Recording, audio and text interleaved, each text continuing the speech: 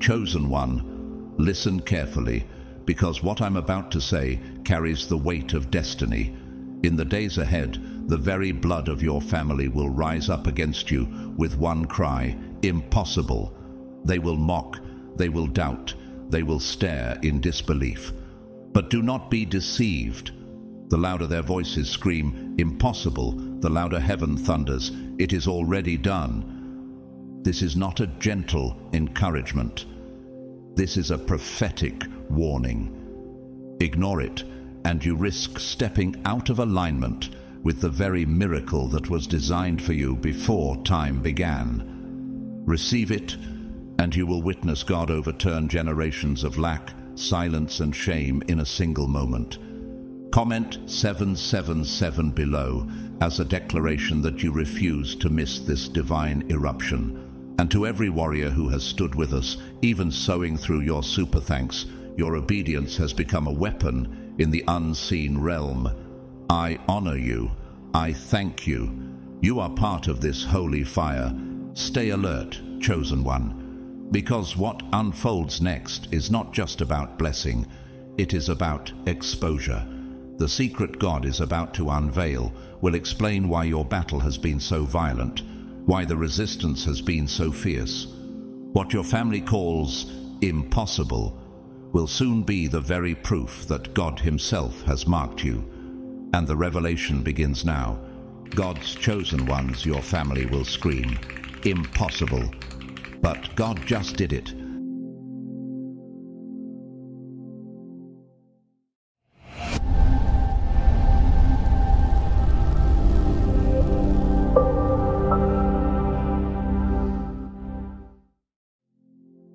They have never seen anyone in your family rise like this before. For years, perhaps even for centuries, your bloodline has carried patterns of lack, limitation, and ceilings that no one dared to break. The walls of impossibility seemed permanent, as if etched in stone. But now, in this very hour, something is shifting so radically that your family will look at you and cry out, impossible.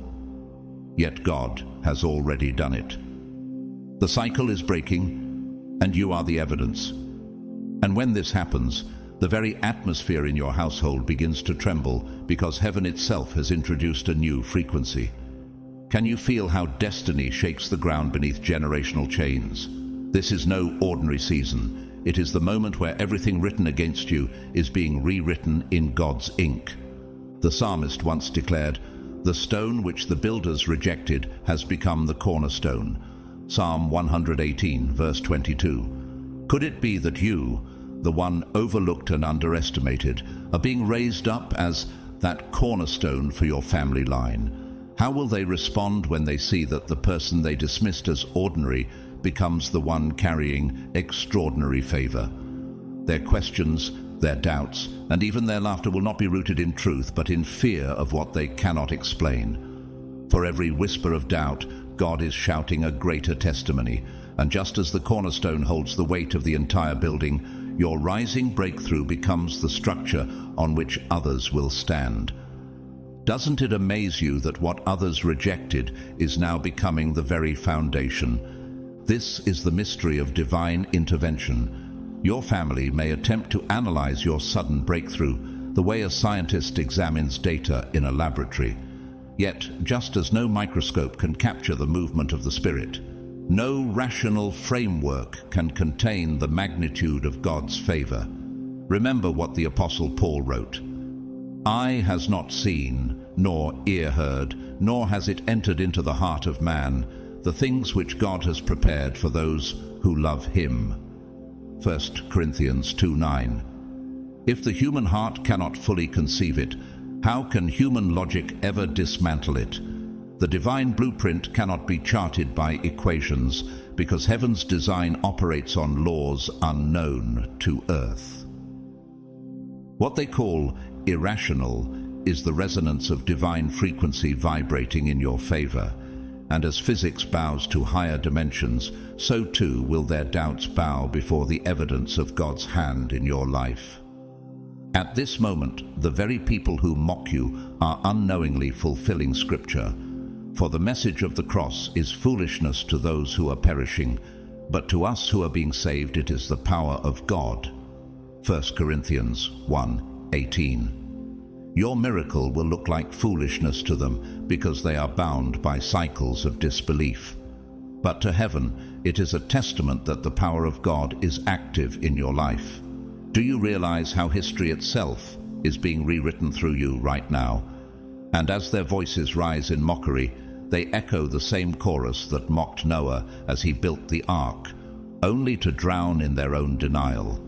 Your faith, therefore, becomes a prophetic indictment against unbelief, turning their ridicule into proof of God's activity. In today's world, echoes of this truth emerge. The famous Italian painter Caravaggio, once ridiculed for his dark and dramatic style, was dismissed as a rebel who would fade into obscurity, yet his works are now regarded as masterpieces that reshaped the very architecture of Renaissance art. What they once called a scandal, the world now calls brilliance. In the same way, what your family calls impossible today will become the testimony they cannot deny tomorrow. How striking that art itself became a mirror of destiny. What critics rejected became a cathedral of beauty, celebrated for centuries. Doesn't this remind you that God can use what looks broken to illuminate entire generations? But let us not forget the warning woven into stories of downfall. Charles Ponzi, the Italian swindler whose name birthed the term Ponzi scheme. At first, his promises of wealth lured thousands into belief, but soon his deception collapsed, leaving devastation, loss, and shame. His name became a permanent symbol of betrayal. Unlike Ponzi, whose false promises led to destruction, your breakthrough is not built on deceit. It is rooted in divine promise. This contrast matters. Man's fraud builds castles of sand, but God's covenant builds mountains of stone. Which legacy do you want written over your name, ashes or altars? The ruin of Ponzi stands as a warning that when man plays God, destruction follows. Yet when God acts, even the impossible becomes an unshakable reality. Scripture reminds us again, with man this is impossible, but with God all things are possible. Matthew 19:26. When the disciples questioned how anyone could be saved, Jesus dismantled their human reasoning with this eternal truth. And now, your story carries the same weight. What your family cannot grasp is not meant for them to explain. It is meant for them to witness. And isn't it remarkable that their disbelief is the very stage God has chosen to magnify His glory? The louder their denial, the brighter His evidence will shine. When they say no way, heaven whispers, watch closely. Nature whispers this mystery. A seed, buried in darkness, is dismissed as lifeless by those who only see the soil. Yet, in due season, it bursts forth green and alive, defying every prediction of death. Could it be that you're that seed, breaking through the soil of family history to reveal a harvest that no one anticipated? Think of the caterpillar sealed in its cocoon, written off as finished, yet breaking free with wings, meant to astonish the sky. In the same way, your confinement was not your ending. It was preparation for a flight that no one around you could imagine. Remember Joseph's story. You intended to harm me, but God intended it for good to accomplish what is now being done, the saving of many lives. Genesis 50:20. His brothers mocked him, sold him, and labeled him a dreamer. But the very dreamer became the one who preserved a nation. Could it be that your mockers today are unknowingly pushing you into your place of divine preservation? Joseph's pit became his passage, and his prison became his proving ground. And the same voices that scorned him eventually bowed before him, not because Joseph sought revenge, but because God's design was unstoppable. Isn't it extraordinary that betrayal became the very engine of preservation? So rise, chosen one. Do not shrink when your family shouts, "Impossible." Stand taller, for their voices are proof that you are walking in a dimension they cannot measure. Their skepticism is only the echo of chains you've already broken.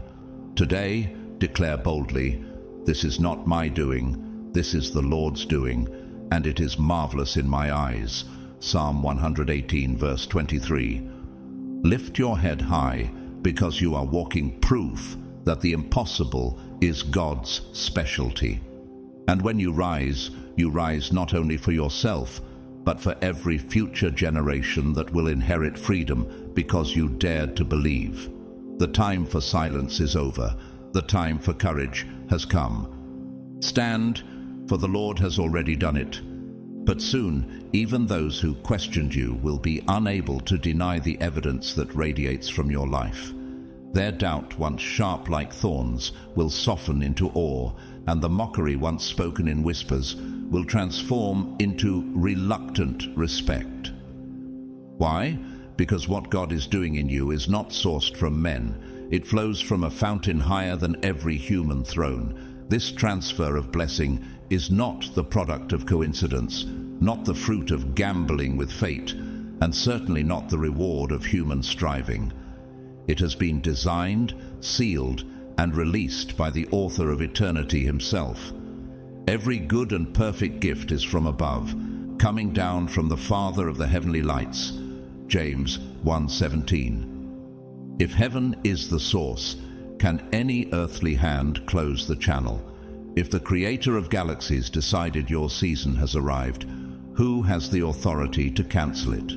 And when it comes, the same people who said never will have no choice but to confess, "Surely the Lord has done this." You have been chosen, set apart, and refined for this very moment. It was not random, it was preparation layered in silence, discipline, and even pain. Just as the olive is crushed before it yields oil, your crushing seasons were not for your end, but for your release. Before I formed you in the womb, I knew you. Before you were born, I set you apart. Jeremiah 1:5. Doesn't this shake you to realize that before your family saw you, before your friends doubted you, heaven had already marked you? And if heaven has marked you, do you really need human signatures to authorize what God has already decreed? Even the stars themselves are not consulted before God commands the sunrise. And neither will your critics be consulted before your promise appears. Their resistance cannot undo your preparation. Their silence cannot bury your destiny. Nature itself reveals this truth. The pearl, born in the hidden pain of an oyster, shaped by layers of irritation, and yet unveiled as treasure the world pays dearly for. Could it be that your hidden irritations were preparing layers of glory unseen until now? Or think of the desert cactus, storing water in its thick skin, enduring seasons of drought, only to erupt suddenly with blossoms that shock the barren sand. Isn't this what your life resembles? A hidden reservoir that others assumed was dry, now bursting with a beauty no one expected. Even the mighty redwood tree begins as a seed so small it could be crushed between two fingers, yet grows to tower over forests for centuries. What lesson does this whisper? That your beginning never determines your ending. The ocean preaches this mystery. A tide, no matter how it retreats, is destined to return with greater force. In the same way, your past seasons of withdrawal were never proof of weakness, but preparation for a surge. As Ecclesiastes reminds us, He has made everything beautiful in its time. Ecclesiastes 3:11. If even the sea waits for its appointed rhythm, will not your appointed time carry even greater precision? Think about the eagle that soars after shedding its feathers. It must descend into a hidden place before it can ascend higher than ever. Could it be that your retreat, your hidden silence, was actually the launching pad for your greatest flight? Just as no wave can be stopped once heaven commands it forward, no delay can restrain what God has set in motion for you. Your blessing, your transfer, your breakthrough, none of these are staged to impress people. They are written to glorify God, not by might nor by power, but by my Spirit, says the Lord of hosts. Zechariah 4:6. This is why you do not need validation from your critics. What is arriving is not about proving them wrong. It is about proving God true. Do you realize the difference?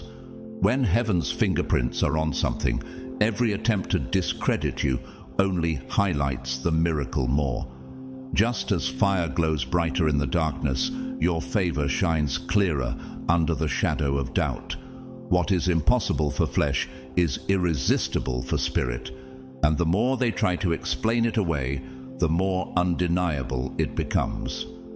The arts have tried to echo this kind of divine defiance. In Shakespeare's The Tempest, Prospero declares, "We are such stuff as dreams are made on. Yet for the chosen ones it is more. You are not merely dreams. You are destiny, wrapped in divine breath." And when God breathes, the dust itself becomes a living being. Genesis 2:7. Doesn't that mean what looked lifeless in your past can rise as evidence of God's undeniable hand? Think of Beethoven's Ninth Symphony, composed while the maestro was deaf. What the world thought disqualified him became the very ground from which eternal beauty rose. Likewise, what your doubters call disqualification will be the soil from which your testimony sings. Art, music, poetry, all conspire to declare what God ordains cannot be silenced. So stand tall, chosen one. This is not about luck, not about coincidence, not about human applause. It is the hand of God writing across the sky of your life in bold letters. It is I who called you. It is I who blessed you. And it is I who will sustain you. When the favor pours in, it will silence every question. When the evidence emerges, it will speak louder than words. This is your moment.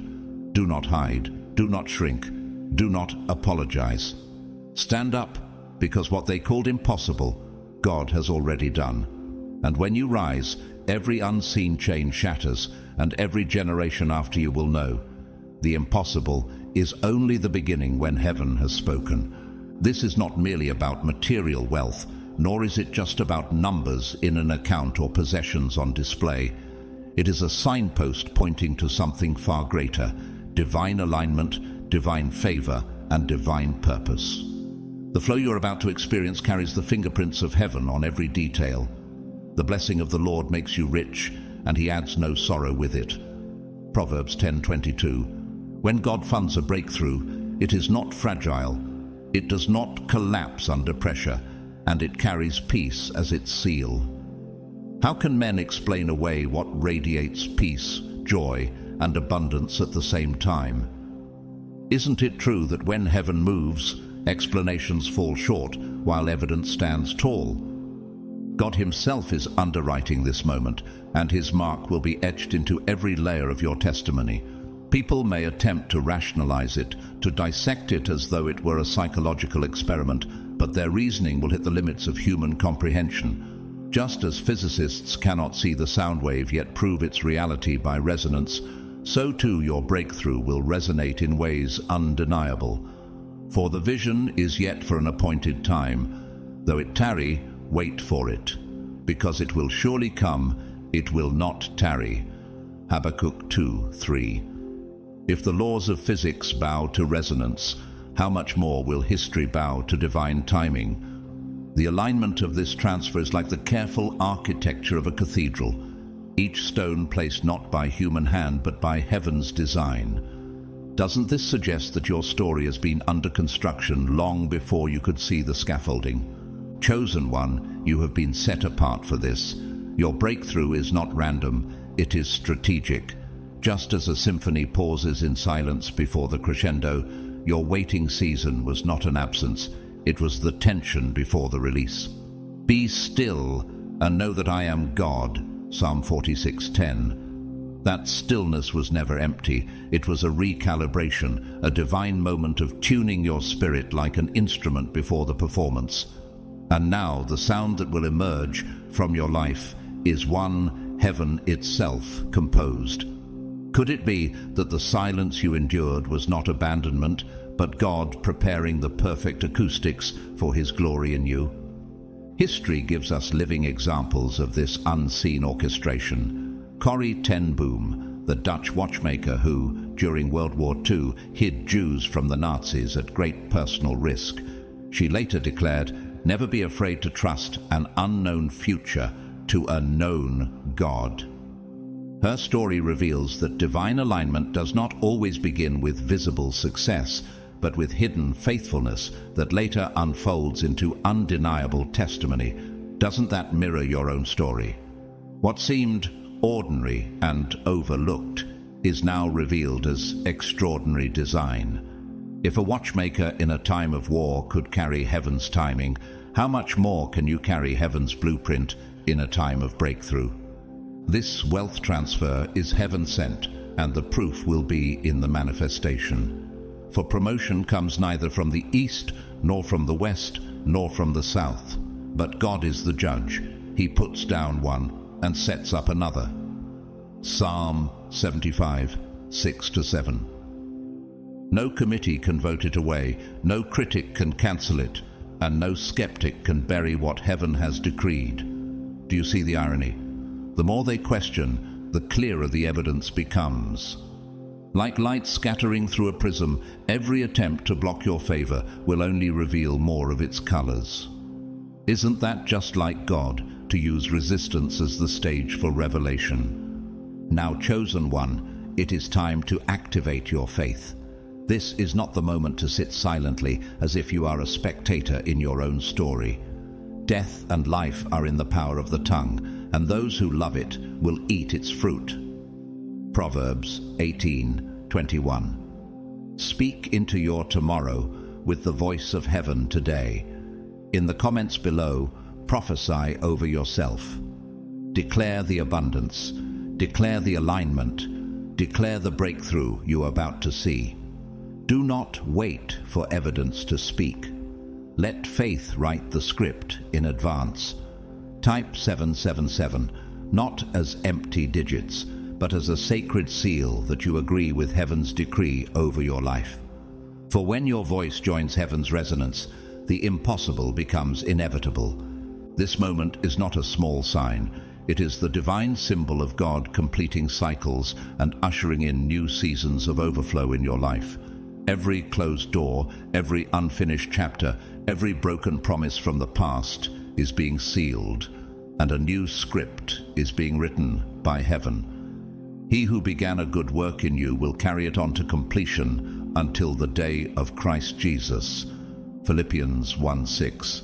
Doesn't this tell you that the unfinished business of yesterday is not abandoned but completed by God Himself? What looked like detours and delays were actually part of the foundation stones being laid for this very hour.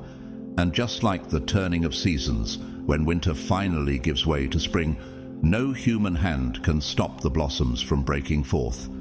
This is the rhythm of God's timing. It cannot be rushed, but neither can it be resisted once it begins. But don't stop there. Like this message, share it, subscribe, and remain until the end, because every moment you stay connected is a moment your spirit is being tuned to divine instruction. Faith comes by hearing, and hearing by the word of Christ, Romans 10:17. Every word you hear today is more than sound. It is spiritual alignment entering your heart, planting seeds that will bloom into action. What if today is the day your ordinary listening becomes the birthplace of extraordinary transformation?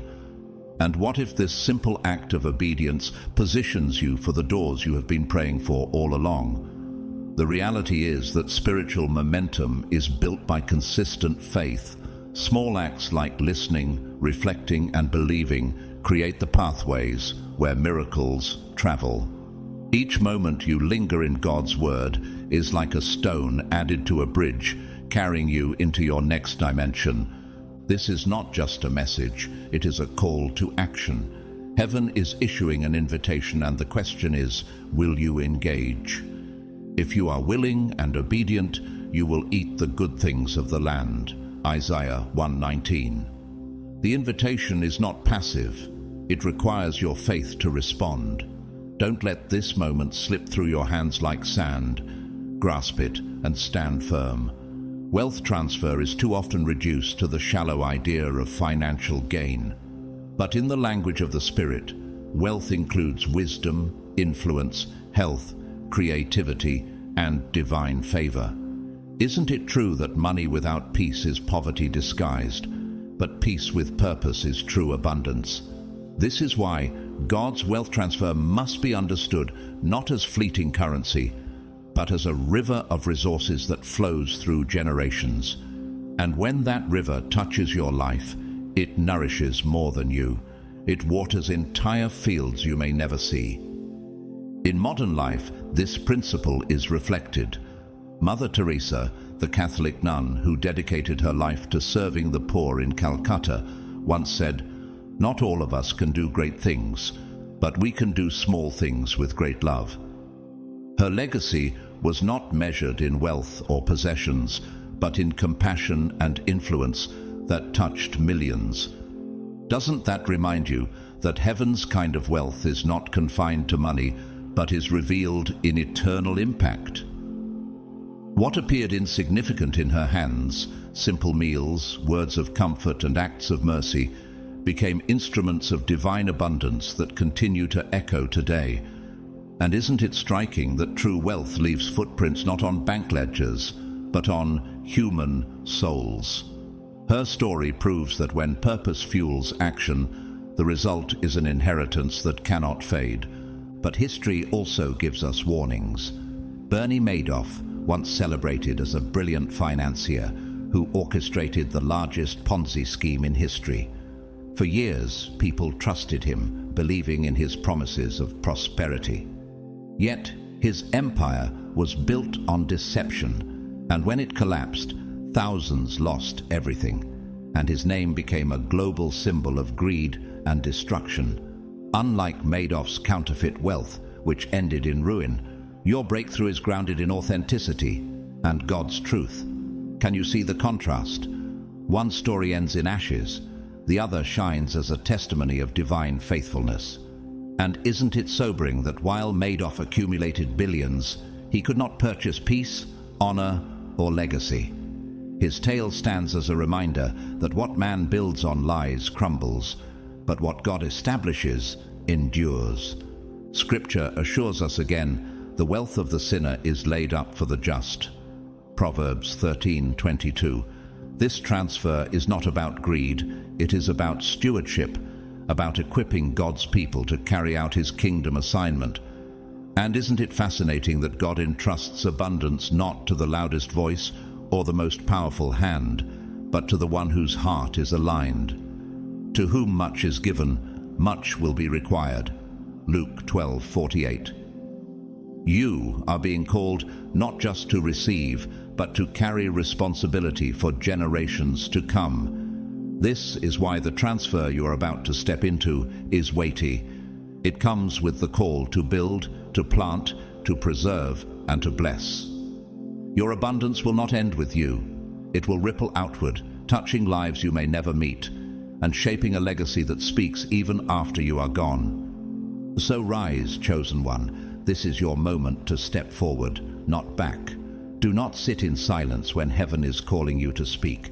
Declare boldly, "The Lord is my shepherd, I lack nothing." Psalm 23:1. Stand tall, because what heaven has ordained will not be undone. The season of lack has expired. The season of overflow has begun. And you are walking proof that when God completes a cycle, no one can reopen the door he has shut, and no one can close the gate he has flung wide open. And now, if this word has resonated with your spirit, let heaven see your agreement. Type 777 in the comments as a prophetic seal that you are stepping into your new season. But I want you to see it in a broader, more powerful light. Chosen one. This wealth transfer encompasses far more than currency or coins. It is about stepping into influence, positioning, opportunities, and recognition. The Lord will make you the head, not the tail. If you pay attention to the commands of the Lord your God, you will always be at the top, never at the bottom. Deuteronomy 28:13. Can you imagine what it means when heaven itself declares your placement? This is about living in a realm where your life, your voice, and your actions carry undeniable weight. Doesn't it stir something inside you to realize that this isn't just about survival? It's about dominion. Every delay you faced was not denial. It was calibration, lining you up to step into the exact place heaven prepared. It is about walking into a season where your words shift atmospheres, where your presence carries authority, and where your decisions ripple outward like stones in water. You are the light of the world. A city on a hill cannot be hidden. Matthew 5:14. Your assignment is not only to receive, but to shine so brightly that others are guided by your illumination. And when your light rises, will they not finally recognize what they once overlooked? For years, your family may have dismissed your dreams, your ideas, or even your faith. But doesn't Scripture promise, "The stone the builders rejected has become the cornerstone"? Psalm 118:22. The very thing they once mocked will become the very thing God elevates. Every whisper of doubt will only magnify the brilliance of your testimony when the unveiling happens. Think of nature itself, how the river carves valleys through unyielding stone, not by force, but by persistence. Isn't your story the same?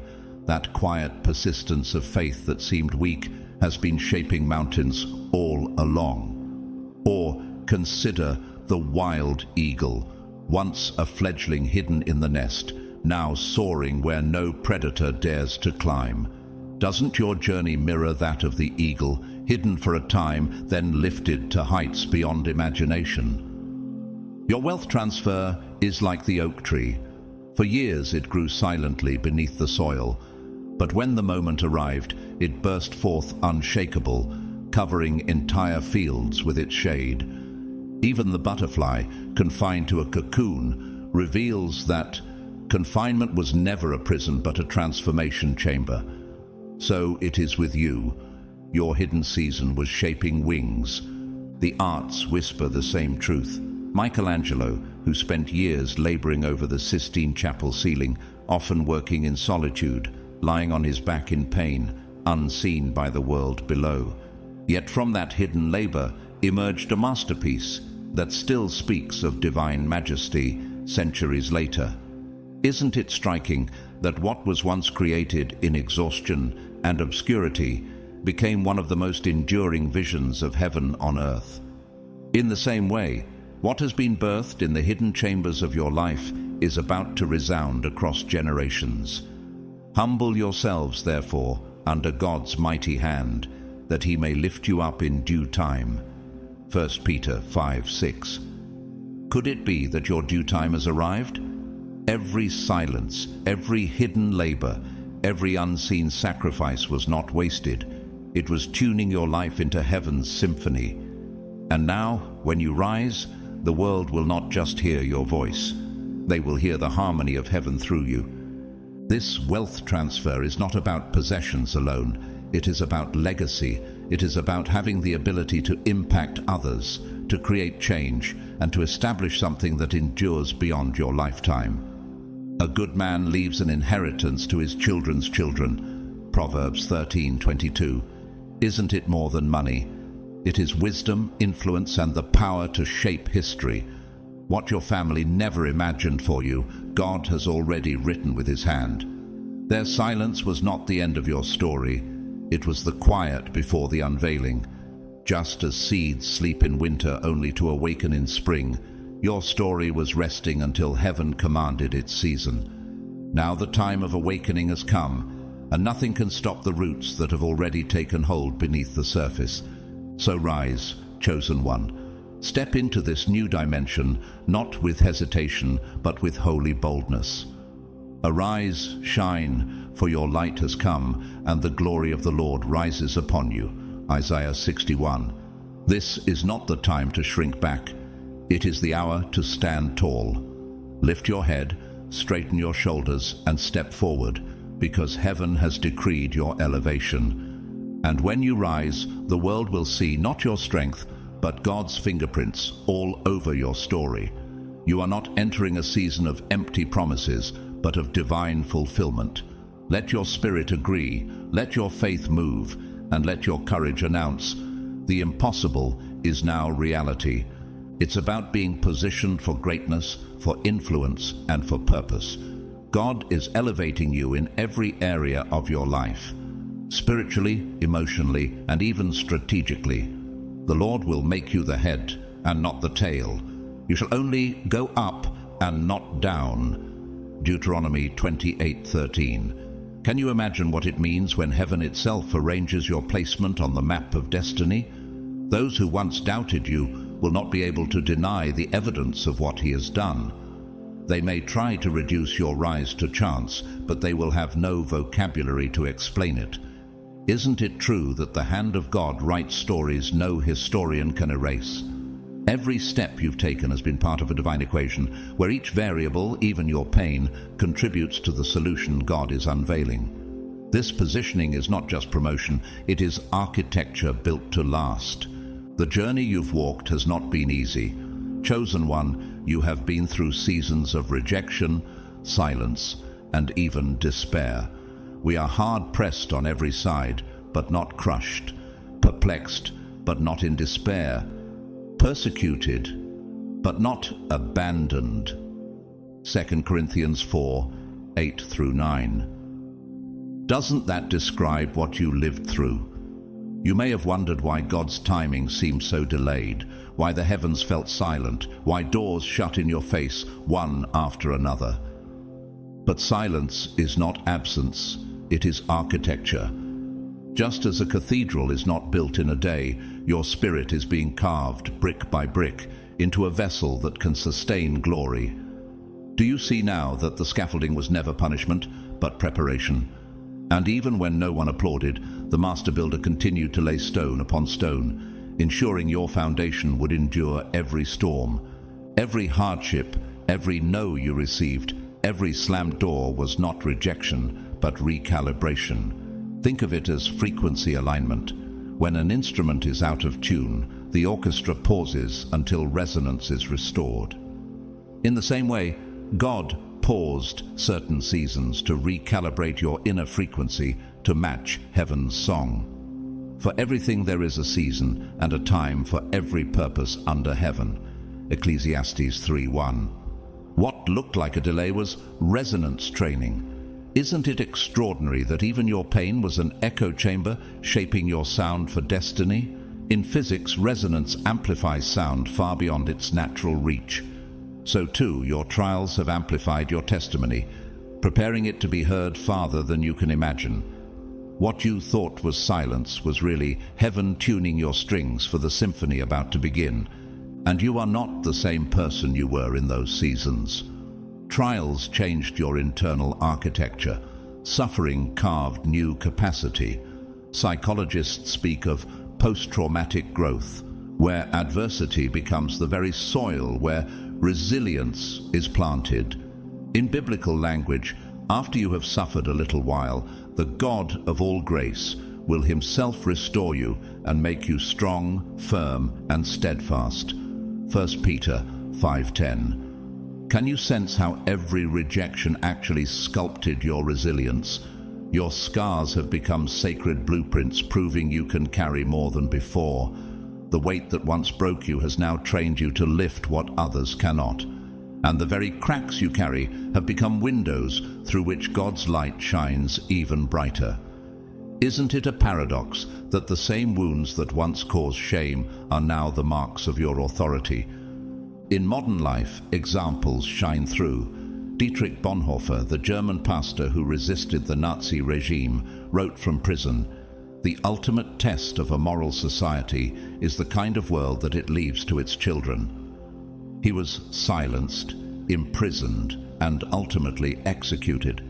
Yet his words still resound as a prophetic voice to this day.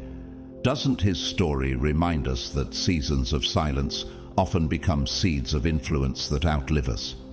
Like Bonhoeffer, what felt like burial in your life was actually planting, and what is planted must rise. His story proves that even under the most crushing weight, A voice aligned with truth cannot be silenced. And doesn't that reveal the same pattern in your story? That what was pressed down in you is now being resurrected in glory. So rise, chosen one. The doubts that haunted you are now the very backdrop against which God's glory will shine brightest. The delays that once made you question will soon make you testify. He makes all things beautiful in its time. Ecclesiastes 3:11. This is your time, your unveiling, your elevation. Step into it with holy boldness. Lift your head, straighten your shoulders, and declare with faith, you are not who you used to be. You are who God has prepared you to become. The race you thought you were losing was only paused while heaven reset the track in your favor. And when you step forward now, you will not step alone. You will walk in cadence with the one who called you, sustained you, and now elevates you. You have been tested, refined, and strengthened. The fire you walked through was never to destroy you, but to shape you. For you, O God, tested us. You refined us like silver. Psalm 66:10. Now you stand stronger, wiser, and more discerning. Doesn't it amaze you that the very seasons which tried to break you have now become the evidence of your unshakable spirit? God was building your character and resilience because He knew that when this wealth transfer arrived, you would need maturity to sustain it. What felt like a delay was actually designed.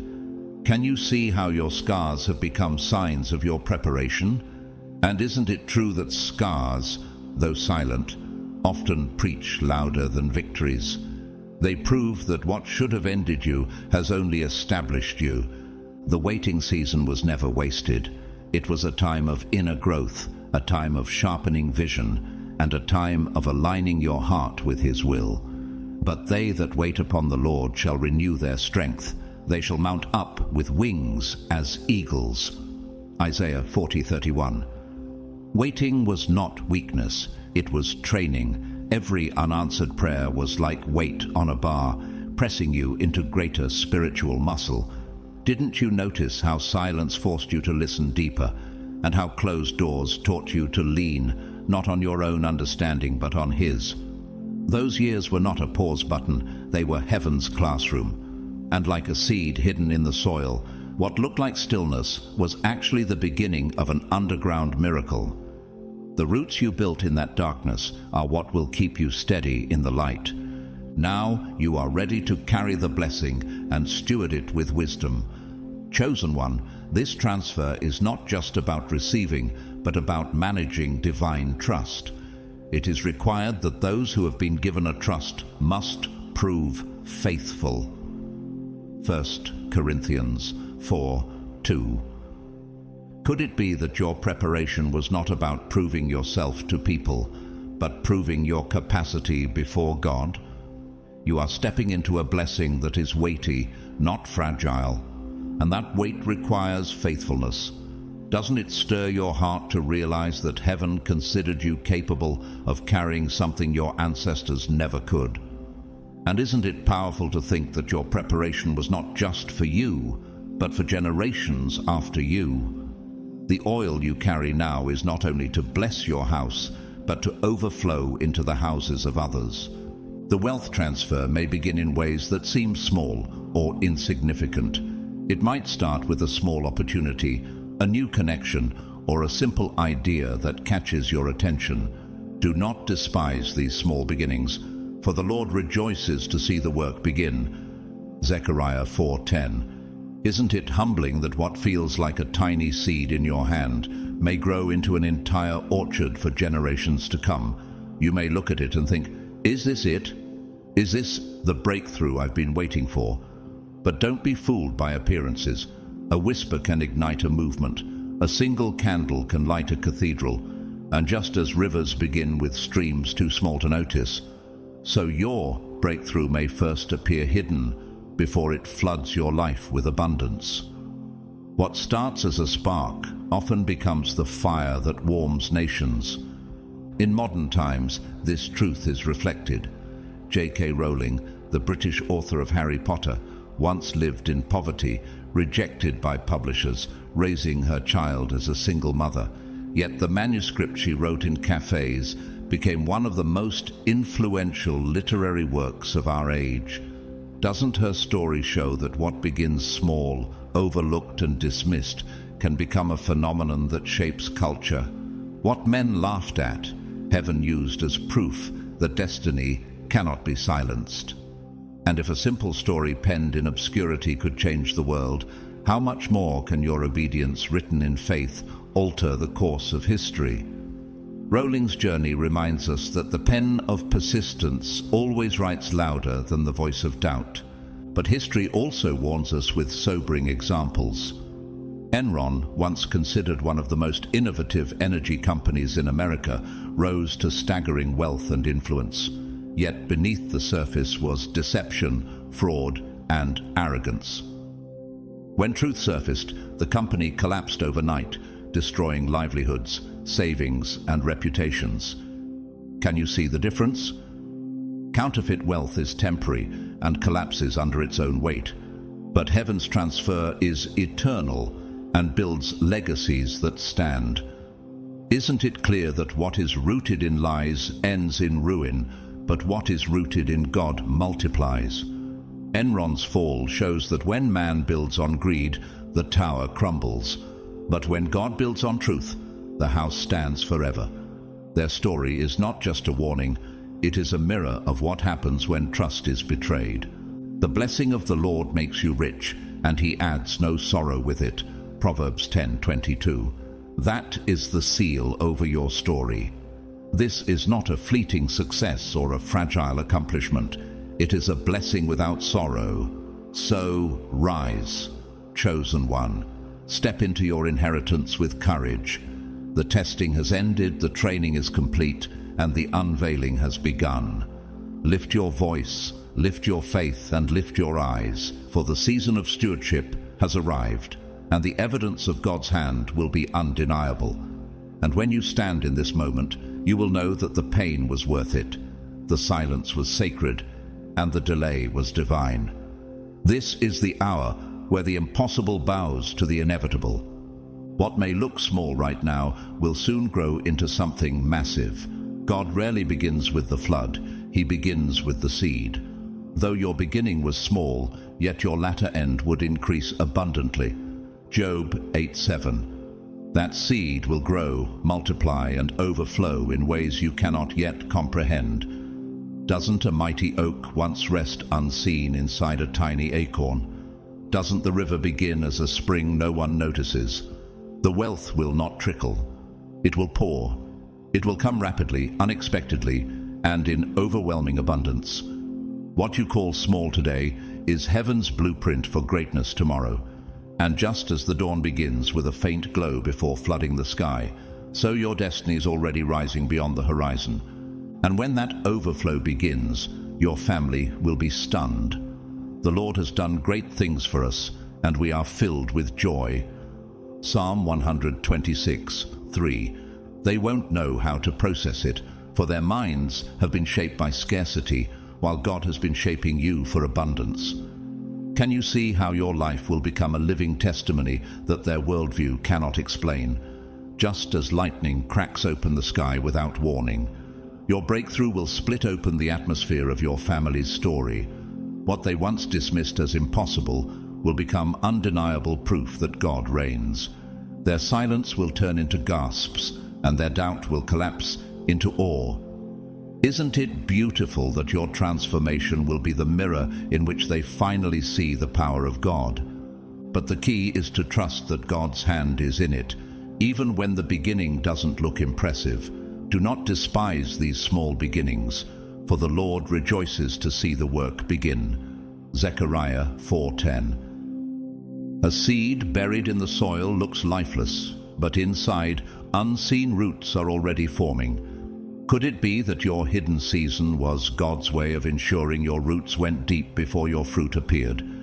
Just as the caterpillar's stillness looks like death, but conceals transformation, your quiet beginnings are concealing glory about to burst forth. The first drops of rain are never the whole storm. They are the announcement that the heavens have opened.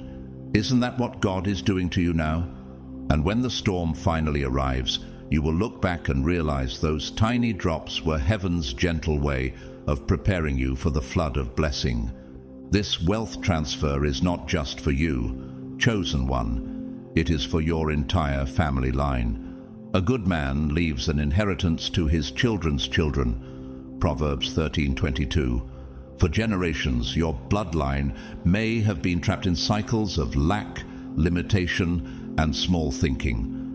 But now, the chains of poverty are breaking, and the pattern of scarcity is ending. You are becoming the new branch on the family tree, the one that grows upward and outward instead of curling inward in fear. Can you see how your obedience today becomes the inheritance of tomorrow?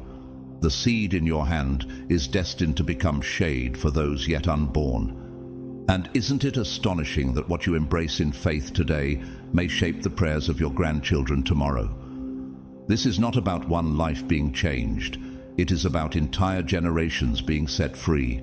Art and storytelling whisper this truth. In Beethoven's Ode to Joy, written after he had gone deaf, the music explodes from a quiet theme into a thunderous chorus declaring triumph. Isn't your life the same? What began in silence will erupt in symphony. The glory of this latter house shall be greater than the former. Haggai 2:9. Your small beginnings are not weakness. They are the overture before the crescendo. Just as audiences rise in awe when the chorus bursts forth, your family will rise in stunned wonder when God's chorus of blessing breaks over your life, and the world will know this was no accident, but the hand of heaven itself. If Beethoven could compose joy in silence, surely you can carry victory even after seasons of waiting. Doesn't that confirm that what the world calls limitation, God calls preparation? So rise, chosen one. Lift your eyes from the seed in your hand and fix them on the harvest that heaven is releasing. Now to him who is able to do immeasurably more than all we ask or imagine. Ephesians 3:20. Do not measure your future by the size of your beginning. Measure it by the faithfulness of your God. The time of smallness is ending. The era of overflow is beginning. Stand boldly, because the story of lack is finished, and the story of abundance has begun. And when you walk into this new chapter, you will not just carry blessing, you will embody proof that God is faithful to complete what he begins. Isn't it time to believe that your seed season has already shifted into a harvest season? Those patterns have shaped the way your family has viewed money, success, and even themselves. They were trapped in psychological frameworks that acted like invisible ceilings, limiting how far they thought they could go. As a man thinks in his heart, so is he. Proverbs 23:7. For decades, their thought frequency has been tuned to lack, to fear, to settling for less. But now, God is using you to disrupt those frequencies, to break those cycles of defeat. Doesn't it stir you to realize that heaven has chosen you as the seismic shift, the one who breaks generational resonance and introduces a new vibration of abundance? Just as an architect redraws blueprints for a crumbling building, God has placed you as the master design for your family's new foundation.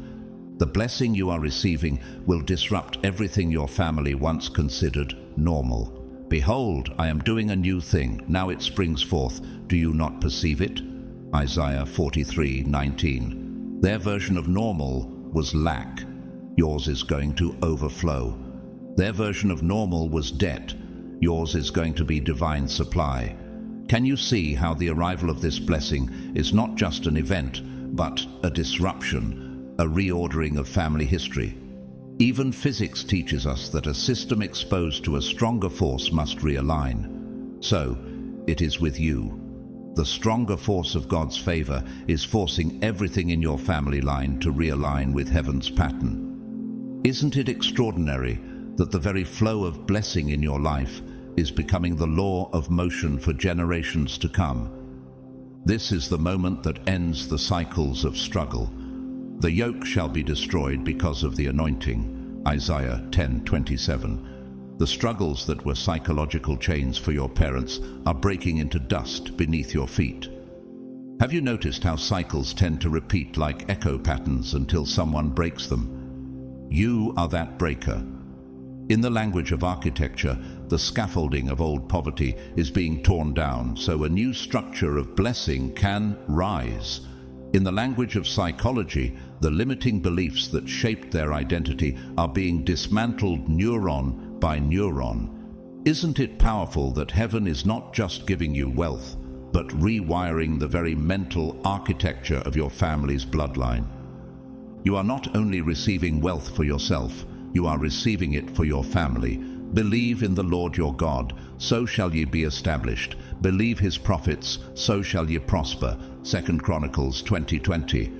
The wealth transfer may begin in your hands, but it will not end there. Like a resonant frequency that spreads outward, it will impact your children, your grandchildren, and every generation that follows. Don't you see?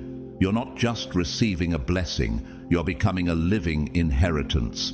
Isn't it astonishing that what your ancestors could not secure, God has chosen to secure through you? This wealth transfer will create a new standard for those who come after you. Your children, your grandchildren, and future generations will walk on roads you have paved today. A good man leaves an inheritance to his children's children. Proverbs 13:22. Where there was poverty, there will be prosperity. Where there was limitation, there will be abundance. Malala Yousafzai, the youngest Nobel laureate, who transformed her suffering into a legacy of education for millions. Isn't it the same principle? What began as her personal fight became a generational gift. In the same way, your breakthrough today is not an end. It is a doorway through which countless lives will pass. So rise, chosen one. Stand as the generational architect heaven has called you to be. Lift your eyes and see the foundation you are laying. No longer cycles of defeat, but cathedrals of abundance. No longer whispers of fear, but songs of faith. For the Lord your God has blessed you in all the work of your hands. Deuteronomy 2:7. This is not just your story, it is your family's new future. The bloodline has shifted, the resonance has changed, and the inheritance of heaven is yours to carry forward. Walk in it with boldness, for the chains are broken, and the new chapter has begun. This is your moment to break free from what has held your family back for years. If the Son sets you free, you will be free indeed. John 8:36. God's purpose for this wealth transfer is not simply to make you wealthy. It is for a mission far greater than personal comfort. Doesn't it move you to know that heaven's goal is bigger than bank accounts? The mission extends beyond your own life, your own years, and even your own name. What you're stepping into will rewrite legacies, shift atmospheres, and carry weight long after you're gone. Isn't it powerful that God is using you as the turning point for an entire bloodline? Your life is becoming the hinge on which your family's future swings, and once that door opens, no one will be able to shut it again. This wealth transfer is for stewardship, not selfishness.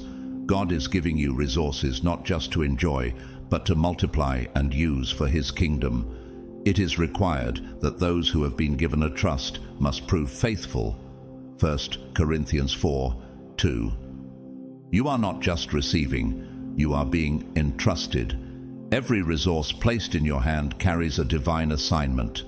Can you see how heaven has chosen you as a vessel, not a container? The blessing you carry is designed to flow through you, not stop with you. What seemed like a struggle in past years was actually heaven testing if you could handle overflow without losing your faith. And isn't it incredible that the very pain you once despised has become the proof that you can carry what others would have dropped? With this blessing, you are called to build legacy, build opportunity, and build lasting impact. Unless the Lord builds the house, the builders labor in vain. Psalm 127:1. Your wealth is not just for you, it is for the benefit of others. You will be positioned to create jobs, to provide solutions, and to open doors for those who have been waiting for an opportunity. Isn't it amazing that what begins in your life will ripple into countless lives you may never meet? Every act of stewardship will become a stone in the cathedral of God's kingdom. Doesn't that reveal why the blessing is so weighty? Because it is designed to outlive you. And what you build now will stand as a testimony long after your name is only spoken in whispers. In modern times, this truth is reflected. Andrew Carnegie, once a poor Scottish immigrant, became one of the wealthiest industrialists in America. Yet he famously declared, "The man who dies rich dies disgraced," and gave away nearly all his fortune to build libraries, schools, and foundations that continue impacting millions today. Doesn't his story show that true wealth is not measured by what you keep, but by what you release? Just as Carnegie's vision outlived him, your obedience will build bridges for generations after you. And if a man without covenant could leave such a legacy, how much more can you, chosen by God, leave a mark that reverberates into eternity? This is not about philanthropy alone. It is about prophetic assignment. But history also warns us. Take the example of Ferdinand Marcos, the former president of the Philippines, who hoarded billions through corruption while his nation suffered. For a time he sat in luxury, but eventually he was exiled, his name tainted, and his wealth unable to save his legacy. Isn't it clear that wealth built on greed collapses under its own weight, while wealth built on stewardship multiplies into eternity? The difference between blessing and curse lies in motive. One seeks to hoard, the other seeks to serve. And your story, chosen one, has been written for service. Just as Marcos's empire crumbled into shame, so too every counterfeit kingdom eventually fell. But what God builds through you will not only stand, it will flourish. You will be enriched in every way so that you can be generous on every occasion. 2 Corinthians 9:11. God has chosen you to be a vessel through which others will be blessed. This is more than success. It is significant. This is more than accumulation. It is multiplication. So rise, chosen one. Step boldly into your mission. The chains of limitation are broken, the old story is gone, and the new season has begun. Stand tall, because you're not just carrying wealth, you're carrying destiny. And through you, generations will know that God is faithful.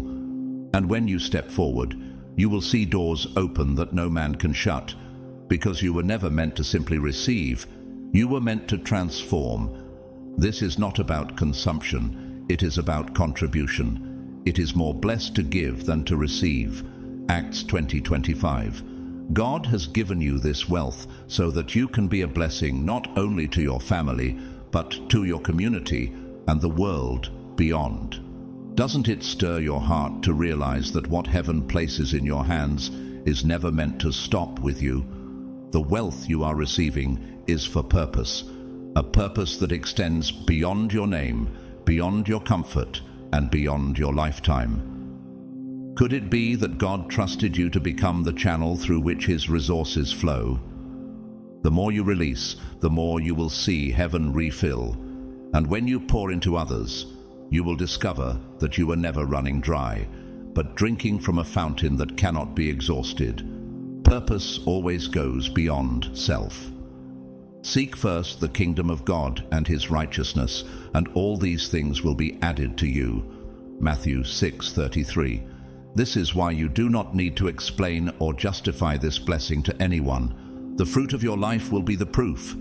Isn't it true that a tree does not argue about being fruitful? It simply bears fruit, and the harvest silences every doubt. You don't need to defend what God is doing. His fingerprints will be too clear to ignore. Just as the sun does not apologize for shining, you will not need to apologize for rising. And when the light breaks forth from your life, those who mocked will have no words left. Even silence becomes a sermon when the evidence is undeniable. There will be no need to argue or defend when the transfer begins to manifest. By their fruits you shall know them. Matthew 7:20. Evidence speaks louder than explanation. When blessing arrives, it will be so evident that no one will be able to deny it. People may question you at first. They may try to rationalize how you achieved what you achieved. But can human logic explain divine orchestration? Isn't it true that what is born in heaven cannot be confined to earthly reasoning? The truth is that the evidence will be undeniable. Your life will become a living testimony, written not in ink, but in outcomes. And in that moment, your story will preach louder than any sermon, declaring that the impossible is possible with God. Nature itself preaches this truth. The bamboo. For years it grows unseen underground, building a network of roots, until suddenly it shoots upward, rising meters in just weeks. Isn't that like your story? Hidden preparation before undeniable elevation. Or think of the volcano, silent for decades, even centuries, until one eruption changes the entire landscape. Could it be that your silence has only been the prelude to heaven's eruption of favor? And like a lion that walks in calm before unleashing its roar, your season of quiet strength is about to release a sound no one can ignore. Even the ocean reminds us of this pattern. Tides retreat only to return stronger, and so your life will surge back with a force that cannot be resisted. The arts echo this mystery. In Mozart's Requiem, the music begins in hushed tones, almost fragile, before it swells into movements that fill cathedrals with awe. Isn't your journey the same? What began quietly in obscurity will rise into a symphony that cannot be denied. The Lord will vindicate me. Your love, Lord, endures forever. Psalm 138:8. Your vindication will not come through arguments, but through results. And when the crescendo comes, every critic will be silenced, not by your words, but by the undeniable harmony of God's blessing resounding through your life. Like the choir that rises in power after a long pause, your life will become a chorus that even heaven applauds. And isn't that the moment you've been waiting for? The day when your hidden melody becomes a public anthem. So rise, chosen one. Stop fearing the questions, stop rehearsing explanations. No weapon formed against you shall prosper. Isaiah 54:17. You were not called to argue, you were called to demonstrate. Stand tall, let the fruit of your life be the testimony, and let the evidence of God's hand be your defense. What begins small in your hands will grow unstoppable in His, and soon the world will have no choice but to confess, surely the Lord has done this. Your silence will be turned into songs, your waiting will become wonder, and your obedience will stand as a monument of God's faithfulness. And when you rise, every chain of doubt will fall powerless at your feet. You won't have to explain the blessing, chosen one. The blessing of the Lord makes you rich, and He adds no sorrow with it. Proverbs 10:22. Your lifestyle will testify on your behalf. The peace you carry, the opportunities that suddenly open, and the favor that seems to follow you like a shadow, these will be the undeniable proof. Isn't it amazing that you won't have to argue or defend, because your life itself will become the courtroom where God's evidence is displayed? The blessing will shine brighter than any explanation. Even those who doubted you will be confronted by what they see, not what they hear. And isn't that the beauty of divine elevation? That it silences opposition without a single word spoken. Every new door that opens will stand as another exhibit in heaven's case for your destiny. This wealth transfer has a supernatural signature. It is stamped with heaven's design, woven with God's favor, grace, and authority. Every good and perfect gift is from above, coming down from the Father of lights. James 1:17. This blessing is not of this world. It carries the fragrance of eternity, like the resonance of a tuning fork that sets the whole room vibrating. God's favor on your life will set environments shifting around you. Isn't it powerful to realize that heaven's frequency has been tuned to your life, and everywhere you go, others will sense it, even if they cannot explain it? You are carrying not just resources, you are carrying divine energy that transforms atmospheres. And when people step into your presence, they will unknowingly step into the vibration of heaven itself. It is heaven's scent, impossible to counterfeit. People will see it and wonder how it happened, but their logic will fail them. For the wisdom of this world is foolishness with God.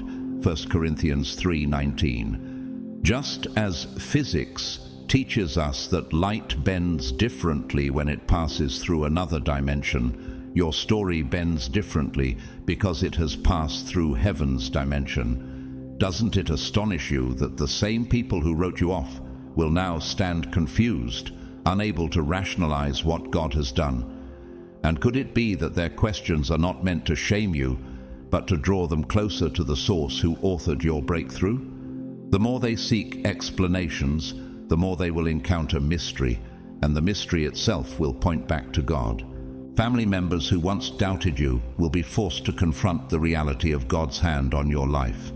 The Lord has done this, and it is marvelous in our eyes. Psalm 118, verse 23. What was once dismissed as fantasy will stand before them as fact. Your testimony will become the architectural blueprint of hope for your bloodline. Think of it as divine engineering. The old structure of doubt has collapsed, and a new cathedral of faith has risen in its place. Isn't it humbling that God would use you as the cornerstone for your family's transformation? What they see in you will no longer be denial, but destiny unfolding. Every miracle will be another stone in the house he is building, a sanctuary of proof that cannot be denied.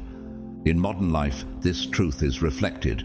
Pope John Paul II, who rose from war-torn Poland, once said, "The future starts today, not tomorrow." His life became a testimony not just of personal resilience, but of how faith and courage could shift the course of nations.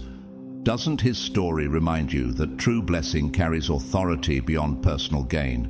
It impacts generations, societies, even histories. And in the same way, your wealth transfer is not an isolated event. It is a ripple that will touch countless lives in ways you cannot yet imagine. Like John Paul II, you are stepping into a role where your testimony will not be confined to your household. It will reverberate through entire communities, and your story will be quoted long after you are gone, because it was authored by eternity. So rise, chosen one. Step forward not with fear, but with holy boldness. Arise, shine, for your light has come, and the glory of the Lord rises upon you. Isaiah 61. This is not the time to hide. It is the time to walk as living proof. You are not carrying just finances. You are carrying heaven's signature. You are not walking in luck. You are walking in legacy. And when you rise, the world will have no choice but to say, "Surely this is the Lord's doing." Every step you take will echo as a declaration that the old limits are gone and the new season has begun. Isn't it time for you to stand tall, knowing heaven has stamped its seal on your life? The favor will be undeniable, chosen one, and it will break down the walls of disbelief. No good thing does he withholds from those whose walk is blameless. Psalm 84:11. Over time, those who questioned you will begin to see the consistency of God's blessing, and they will know beyond doubt that this wealth is divinely ordained. What seems impossible to man is natural to God, and his favor will be the signature on everything you touch. Isn't it extraordinary that the very areas where you once struggled will become the very arenas where God's glory shines?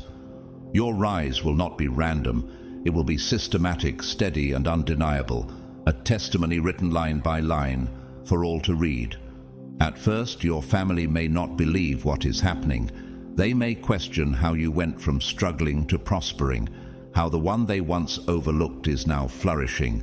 The stone the builders rejected has become the cornerstone. Psalm 118:22. But as they watch the transformation unfold, their perspective will shift. What they once thought impossible will stand before them as living reality. Isn't it humbling to know that God uses your story not just to bless you, but to rewrite the thinking of those around you? Over time, the mockery will turn to amazement, and amazement will turn to faith. And doesn't Scripture remind us that faith comes by hearing, but sometimes it comes by seeing as well? Your success will inspire them to believe in greater things for their own lives. With man, this is impossible, but with God, all things are possible. Matthew 19:26. The wealth transfer you are experiencing will challenge their old beliefs about money, success, and possibility. You will become the living proof that God can do exceedingly abundantly above all that they could ask or think. Could it be that your breakthrough is the spark that sets an entire household ablaze with faith? Isn't it powerful that what began as your private struggle is becoming their public awakening? What they once thought was luck will soon be recognized as legacy. In our world today, this truth has been reflected. Oprah Winfrey, once a young girl raised in poverty and hardship, overcame unimaginable challenges to become one of the most influential women in media. She often said, turn your wounds into wisdom.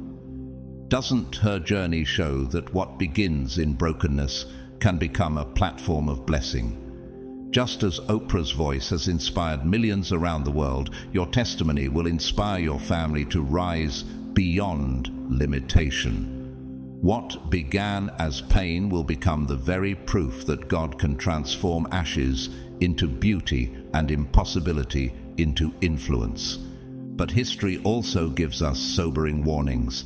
Pablo Escobar, once one of the richest men in the world through drug trafficking and violence. For a time, he ruled with unimaginable wealth and power, but his empire was built on destruction. Eventually, he was hunted down, his fortune scattered, and his legacy stained with blood and shame. Isn't it clear that when wealth is built outside of God's will, it collapses under its own corruption? The difference is undeniable. Counterfeit wealth destroys, but divine wealth builds. And doesn't this remind you that stewardship is not just about managing money, but managing destiny itself? In this season of abundance, it is crucial that you remain grounded. What does it profit a man to gain the whole world, yet forfeit his soul? Mark 8:36. The wealth you are receiving is not just for display, it is for purpose. Stay humble. Stay focused. Remember that this blessing is not for your own glory. Isn't it sobering to realize that abundance without humility is a trap, but abundance with stewardship is a triumph? God has entrusted you with this wealth so you can make an impact on others. Stay connected to the mission He has given you, for what He has placed in your hands is not just currency, it is kingdom capital. So rise, chosen one. To whom much is given, much will be required. Luke 12:48. This is your moment to walk in abundance, not arrogance, to build legacy, not vanity. Use what God has given wisely, for the world will watch how you steward His trust. Stand tall, because your testimony is not only your proof, it is your assignment. And through you, generations will know that when God moves, no one can deny it. Guard against pride and keep your heart aligned with God's will. God opposes the proud but shows favor to the humble. James 4:6. Keep your eyes fixed on purpose and continue to serve others with the blessings you've received.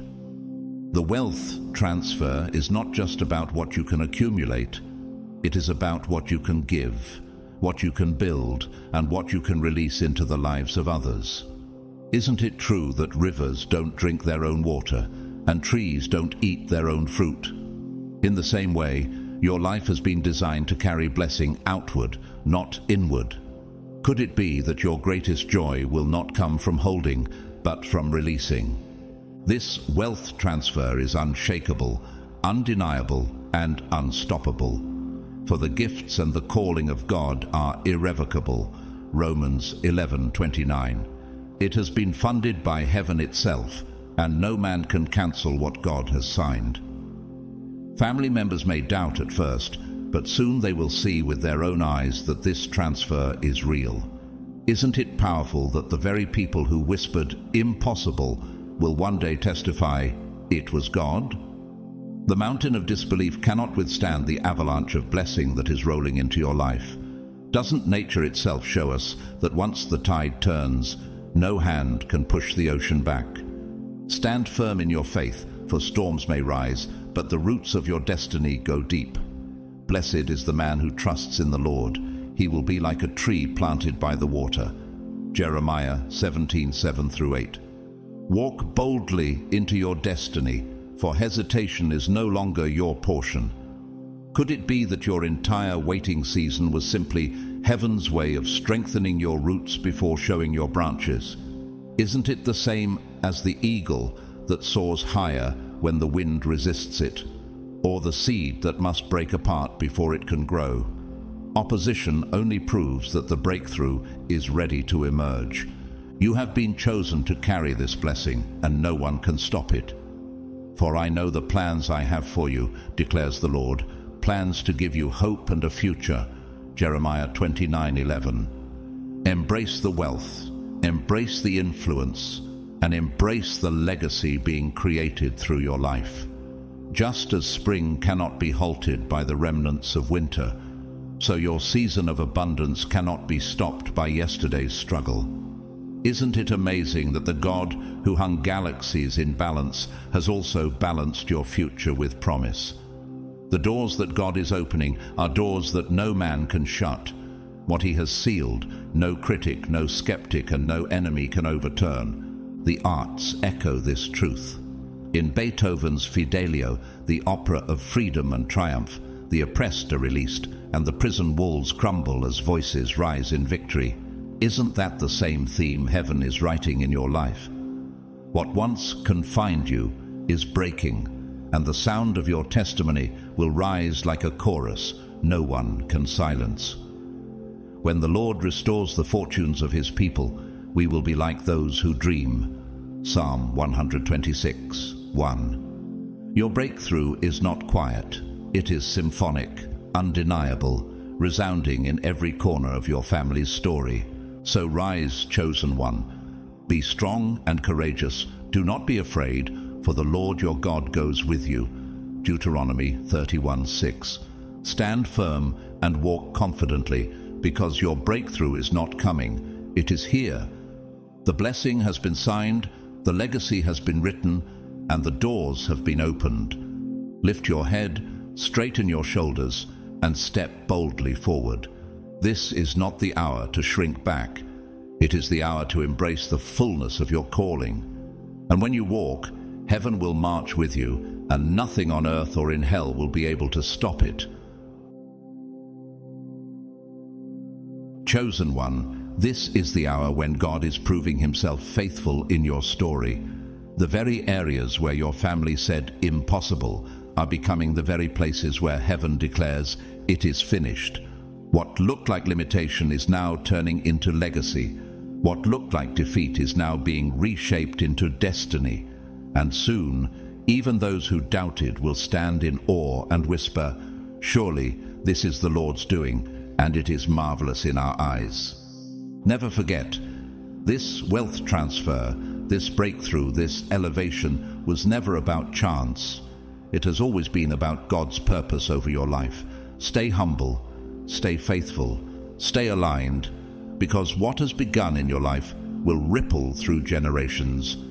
You are not just living for yourself, you are living as a testimony for those who will come after you. If this message has spoken into your spirit, I encourage you, like, share, and comment to let the world know you are walking into your impossible season. Type 777 in the comments as a prophetic act of agreement with what heaven is releasing over you. And if you haven't yet, subscribe to this channel so you don't miss the next word in season. To every person watching, whether you've supported through a super thanks or simply by showing up here week after week, I want to say from the bottom of my heart, thank you. You are part of this journey, part of this family, and every seed of encouragement you've sown has helped carry this message further than you know. And now, may the Lord bless you, keep you, and cause his face to shine upon you.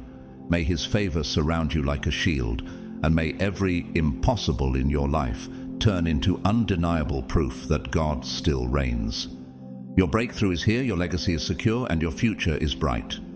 In Jesus' mighty name, Amen. Warning, chosen one. The enemy already knows who you are. Hell has seen the mark, and if you don't recognize it, you could spend your life walking in power, yet never unlocking it. Only 1 in a million bear this sign on the left hand, a sign feared in the spirit realm, a seal that says, your life belongs to heaven. The question is not whether you've been marked. The question is, will you awaken to it? Think about it. How many times has death circled your name? A car that missed you by inches, a sickness that should have buried you, nights when darkness almost devoured your mind, and yet, against all odds, you survived. That was not luck. It was divine interruption. That was heaven declaring, this one carries a mark hell cannot erase. Chosen one, if you feel this burning in your spirit, I dare you, type 777 in the comments now. That number is not casual, it is covenant. And let me pause to thank every single one of you who has stood with us, especially those who gave through super thanks. You are not just watching, you are part of a prophetic movement that hell cannot silence. But listen carefully. Why does heaven hide this sign in plain sight? Why only the left hand? Why only 1 in a million? The answer has been buried in mystery for generations. And what I'm about to reveal may explain why your very existence terrifies the enemy. Stay until the end, because this could be the proof you've been waiting for. God's chosen ones, only 1 in a million, bear this mark on the left hand. Are you one?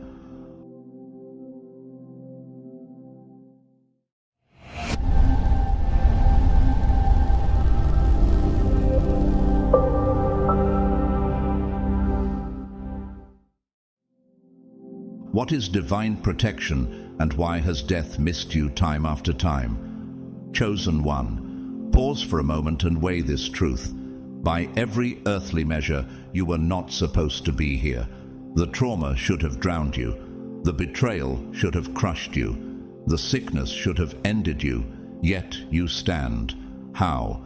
Because there is an invisible shield surrounding lives marked by heaven. It is written, before I formed you in the womb, I knew you. Before you were born, I set you apart. Jeremiah 1:5. Can you sense the weight of those words pressing into your own story?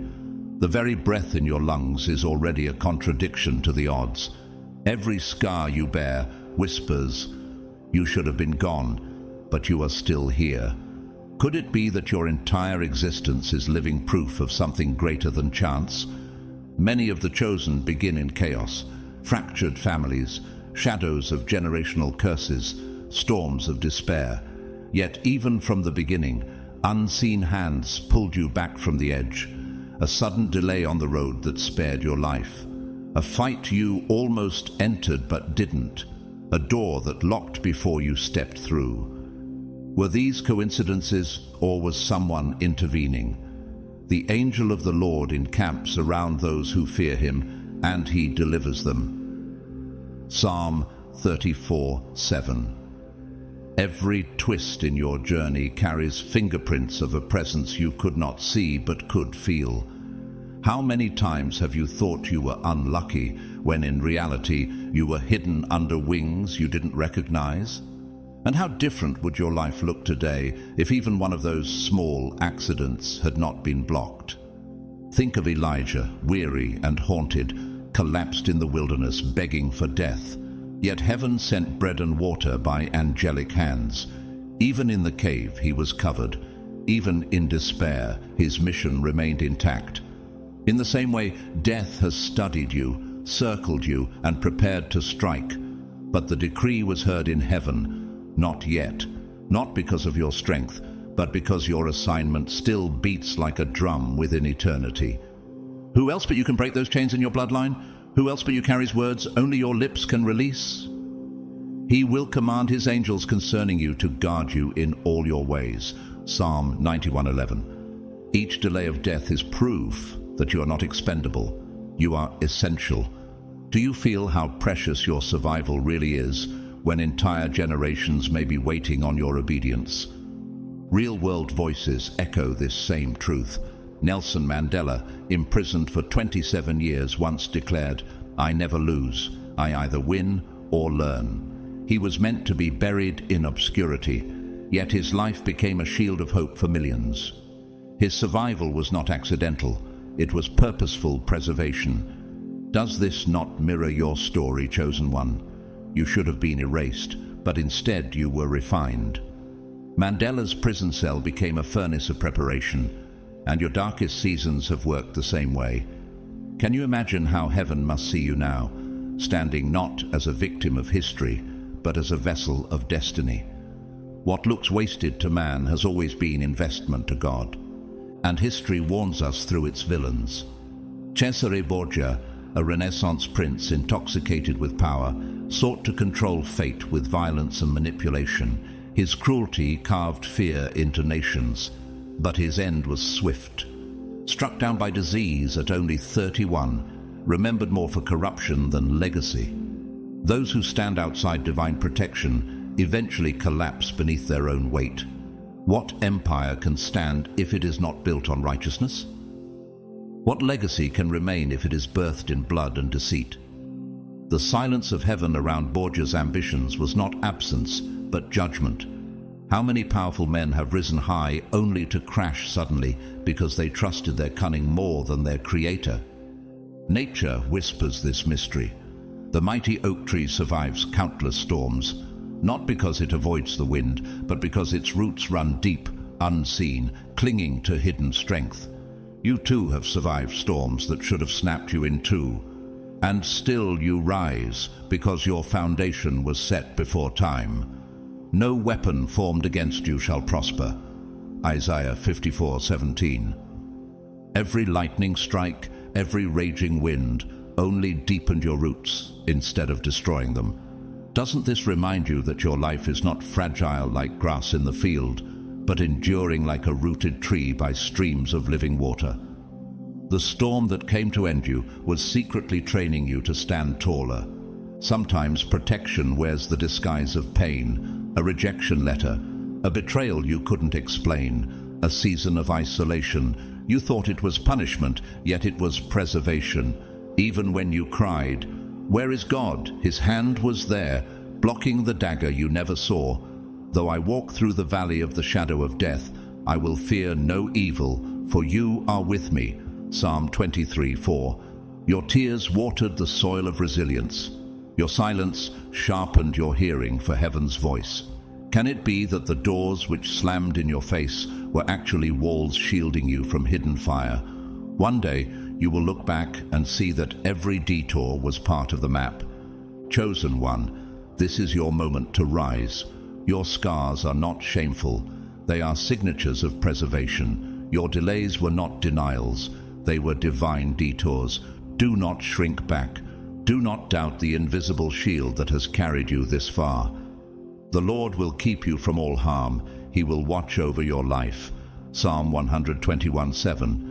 Now is the time to walk in boldness, to claim the space that hell tried to steal, and to declare with unshaken resolve, I am preserved, I am chosen, I am still here. Stand up. The world is waiting for the mark you carry. And when you rise not alone. You rise carrying a torch that proves heaven still writes stories in flesh and blood. You were spared, shielded, and sanctified for such a time as this. Death tried, and it failed, again and again. Now walk like one who has been covered by fire, not with fear, but with unshaken authority. Your first escape wasn't a chance. It was a declaration stamped into eternity. Long before you ever knew you were chosen, your spirit was already under siege. The enemy saw your light before your lips ever formed a prayer. It moved early, hoping to strangle what heaven had barely begun to unfold. No weapon formed against you shall prosper, and you will refute every tongue that accuses you. Isaiah 54:17. Can you see how even before you knew your worth, heaven already stood guard over your destiny? That first attack wasn't just physical, it was spiritual. Some of you wrestled in the womb, complications, close calls, trauma before breath. Others met their first battle in childhood, illness that baffled doctors, accidents that came without reason, abuse that carved shadows into tender hearts. To the world it looked like ordinary suffering, but it wasn't. It was the first attempt at spiritual assassination. The psalmist declares, "From birth I was cast on you. From my mother's womb you have been my God." Psalm 22:10. If he claimed you then, is it any wonder the enemy sought to destroy you before your purpose matured? And yet, here you stand. What does it mean that what should have ended you only introduced you to resilience? The enemy doesn't wait until you are powerful. It fears what you will become, so it strikes while you are unarmed. But even then, divine protection was present. You were covered before you were conscious of it. The Lord will keep you from all harm. He will watch over your life. Psalm 121:7. That moment you nearly choked, but help arrived in seconds. That unexplainable sickness that vanished as suddenly as it appeared. That car that spun out of control, but left you walking away unharmed. Behind each of those moments, there was invisible warfare. For he will command his angels concerning you to guard you in all your ways. Psalm 91:11. Can you recall those strange escapes that logic could not explain? Nature tells this story with symbols etched into creation. The butterfly's fragile wings are its shield, yet storms that should destroy it only lift it higher, carried by winds it does not control. The salmon swims against furious currents, leaping waterfalls to reach the hidden place of birth, surviving odds that would annihilate weaker creatures. The desert cactus blooms radiant flowers in brutal heat, proving that beauty can grow where life is least expected.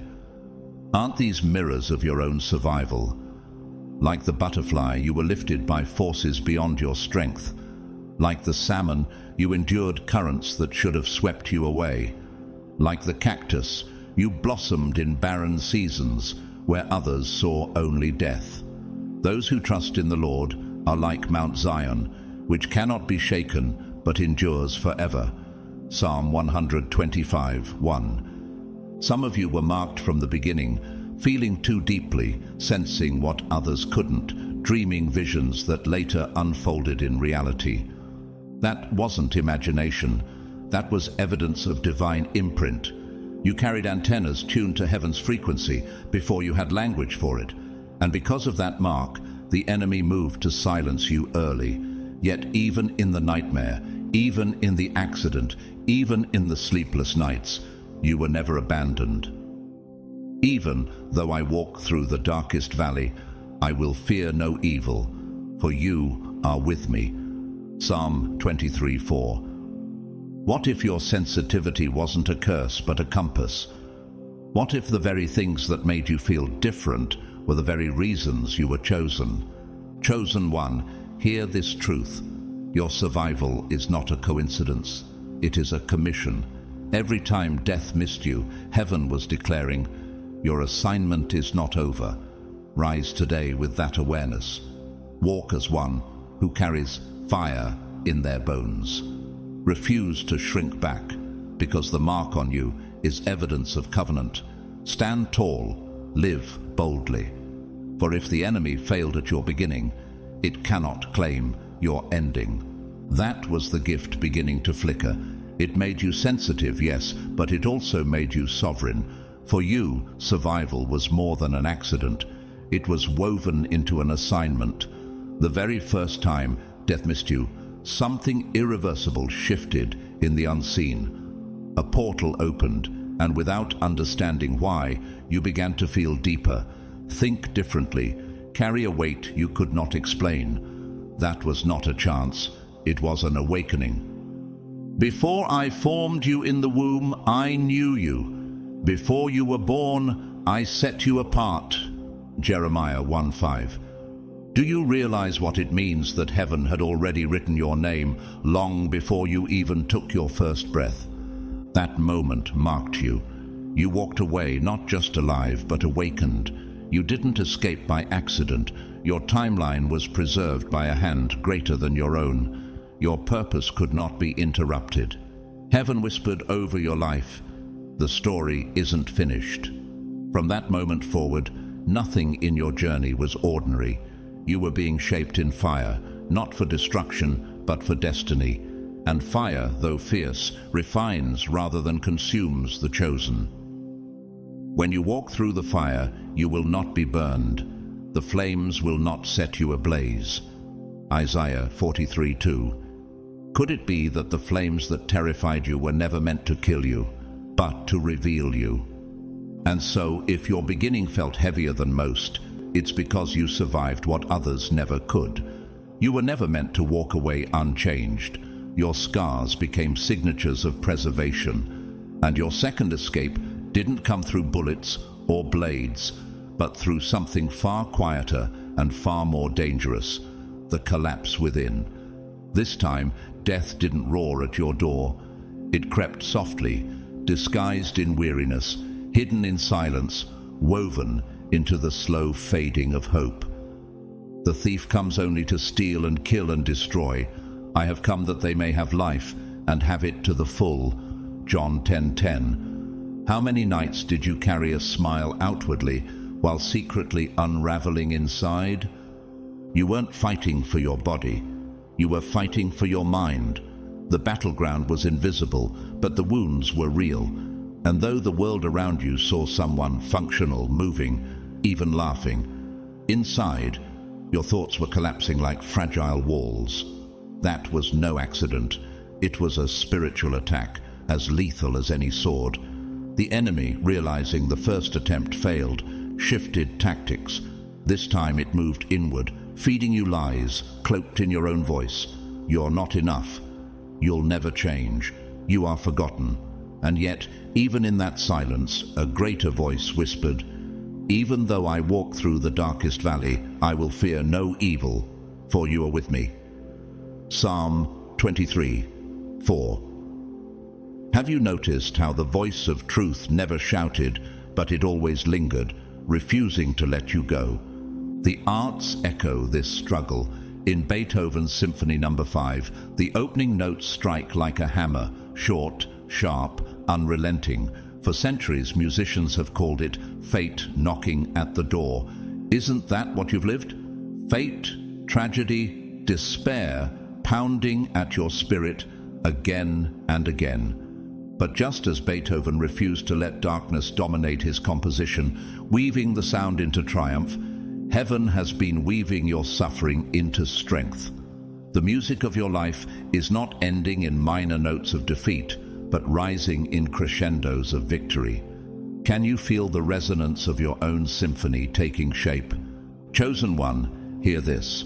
Your survival was never random. It was always evidence. The Lord will keep you from all harm. He will watch over your life. Psalm 121:7. You endured the fire without being consumed, the silence without being forgotten, the lies without being defined. This is your hour to rise. Stand now as one who carries the testimony of survival, the authority of refinement, and the fire of destiny. Declare it boldly.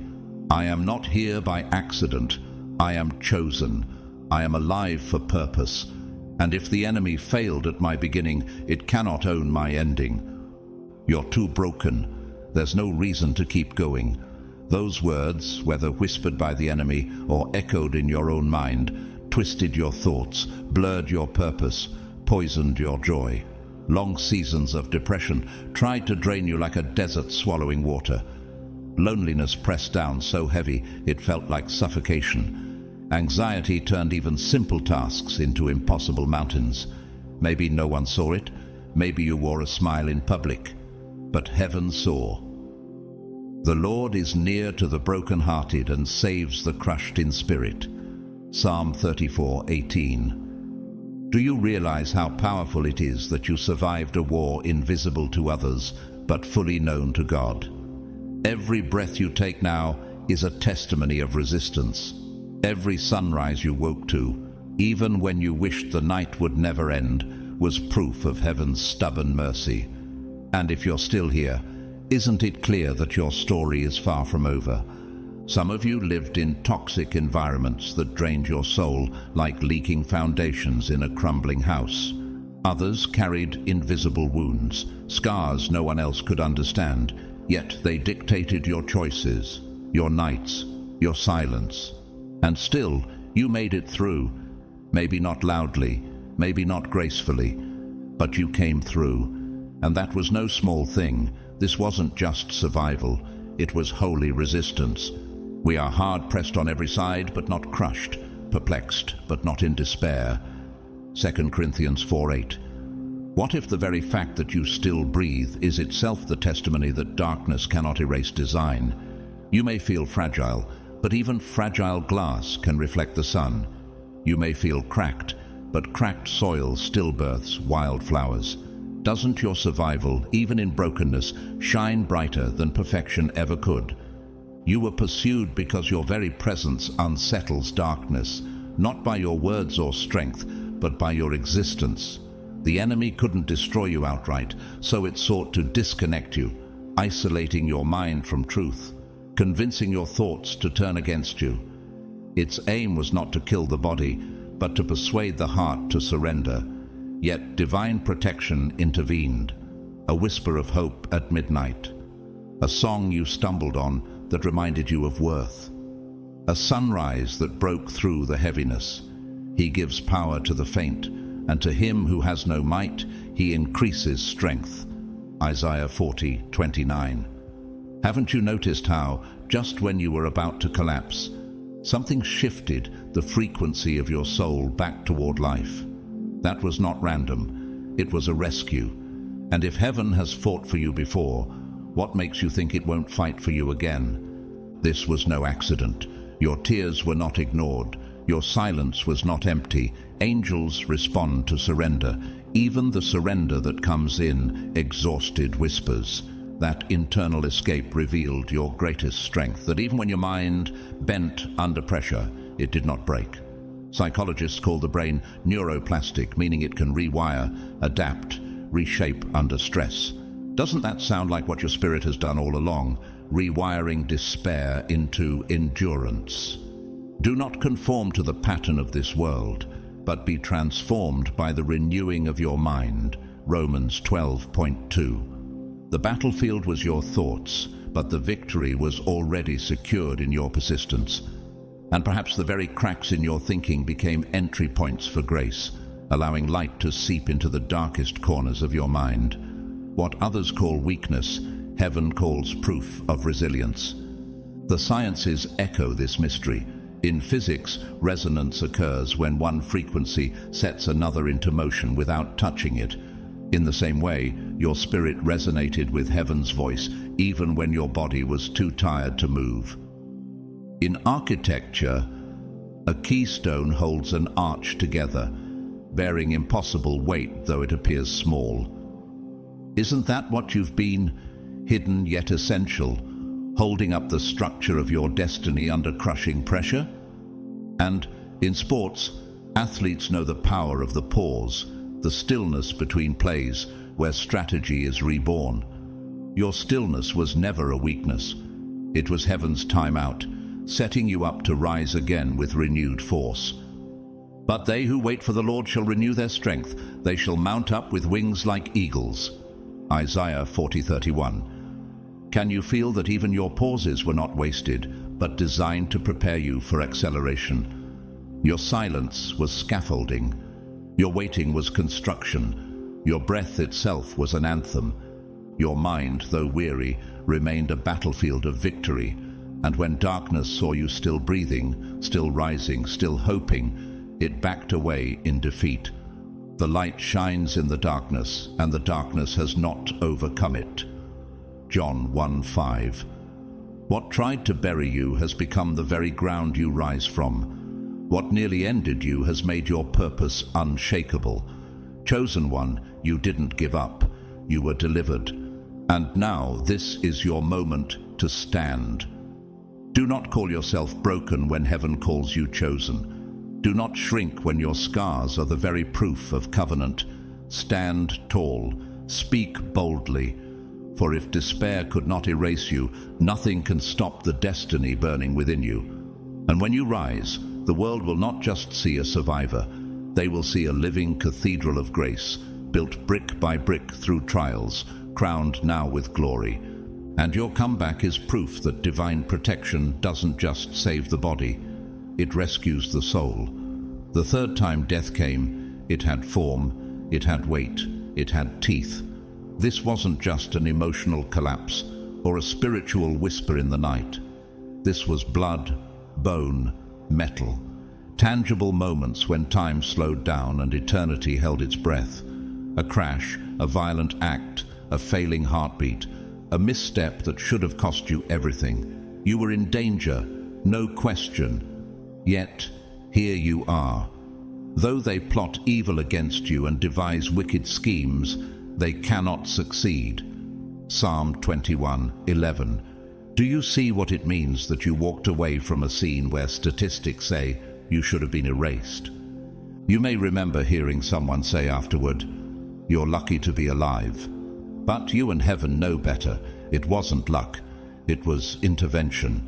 A second too soon and you would have been gone. A slightly different angle and it would have been over. But it wasn't. Heaven spoke. Not this time, not this one. He will not let your foot slip. He who watches over you will not slumber. Psalm 121:3. Haven't you ever wondered why you were spared while others were not? Isn't it clear that mercy chose you, not because you deserved it, but because your assignment was still unfinished? Some of you carry scars from that day, etched into skin as constant reminders. Others carry only a blurred memory, burning but hazy, flashes of what almost was. Either way, you were caught mid-collapse, snatched back from the brink, pulled from a moment that should have ended your timeline. Why? Because the story isn't finished. You will not die. Instead, you will live and proclaim what the Lord has done. Psalm 118:17. Could it be that the very breath in your lungs right now is proof that heaven has not yet released you from your post? History reminds us through modern voices. The famed Polish painter Zdzisław Beksinski, known for his haunting surreal works, once said after surviving wartime trauma, "I wish to paint in such a way that if one person feels what I felt, I will have succeeded." He carried scars of war, yet turned his survival into art that still awakens hearts. Doesn't that echo your journey? You were spared, not only to exist, but to translate your pain into power, your scars into story, your survival into song. Isn't it striking that artists, leaders, and visionaries who passed through fire became the very conduits of hope for generations after them? The enemy knew your calling carried too much weight to be left unchecked. That's why death keeps circling and failing. You've passed through fire, and now you walk with authority. When you pass through the waters, I will be with you. And when you pass through the rivers, they will not sweep over you. Isaiah 43:2. Doesn't your journey prove that the attempts against you were not signs of weakness, but evidence of your worth? What almost destroyed you has only solidified your purpose. Chosen one, hear this. Your scars are not accidents, they are sacred signatures. Your voice still carries awakening. Your hands still hold healing. Your very breath still has instructions coded into it. The Spirit of God has made me, The breath of the Almighty gives me life. Job 33:4. Now rise. Refuse to live small when heaven has proven you indestructible. Refuse to hide when your survival is the clearest evidence of divine protection. Stand tall. Walk boldly. For if death failed 3 times, it cannot claim your ending. You are chosen, you are preserved, and you are unstoppable. You've seen the edge and returned with clarity. This wasn't just survival, it was living proof. Proof that your purpose outranks pain. Proof that heaven holds veto power over the enemy's plan. And now, with every escape behind you, something has shifted. You are no longer merely protected, you are prepared. Your life is not an accident. Your delays were never detours, they were divine positioning. 3 brushes with death, 3 divine interventions. Each one sealed the truth. The Lord will fulfill his purpose for me. Your steadfast love, O Lord, endures forever. Psalm 138 verse 8. Haven't you noticed that even the things meant to crush you ended up carving clarity into your soul? What others called coincidence was actually covenant. What others saw as a narrow escape was heaven's handwriting across your story. And isn't it astonishing that what tried to silence you has only made your voice louder? Every scar tells a story of interception. You were never just surviving, you were being sent. You were spared not to merely exist, but to unleash what heaven planted within you. And that purpose is still unfolding, line by line, moment by moment. You don't need to ask if you are marked by heaven. Your survival has already answered that question. You did not choose me, but I chose you and appointed you so that you might go and bear fruit. John 15:16. Isn't it striking that while others saw coincidence, heaven saw commissioning? The fact that you are still here is not random, it is evidence. Can you see how the pain that once felt meaningless is now being redeemed into purpose? Even the delays you once cursed are being revealed as detours into destiny. Your timeline carries inscriptions that can't be erased. Moments you weren't supposed to survive. Pain that shaped you rather than broke you. Every escape was a message, a reminder that you are still needed, still becoming, still covered. We know that in all things God works for the good of those who love him. Romans 8:28. What if the punishment you thought you were under was actually heaven's way of positioning you for power? What if the weight you carried was proof of the assignment you were born to complete? The storms that came against you were never meant to erase you, but to etch resilience into your spirit. Doesn't your timeline itself read like a testimony, chapter after chapter of near endings transformed into new beginnings? Your scars are not the end of the story. They are the ink heaven used to write your commissioning. But history also warns us through those who lived the opposite. Nero, the infamous Roman emperor, wielded cruelty as his crown. He persecuted believers, burned cities, and drowned Rome in terror. Yet his reign ended in disgrace, taking his own life, abandoned and despised. Isn't it clear? Without divine covering, power turns to poison and legacy to ashes. The schemes of the wicked may roar for a moment, but though they plot evil against you and devise wicked schemes, they cannot succeed. Psalm 21:11. Do you see how Nero, with all his armies, wealth and influence, could not withstand the silence of heaven? What he built through fear collapsed into dust, while what is built on covenant still stands millennia later. His story is a warning. What is birthed in rebellion cannot outlive the breath of God. Doesn't this contrast only highlight how secure your life is under heaven's shield?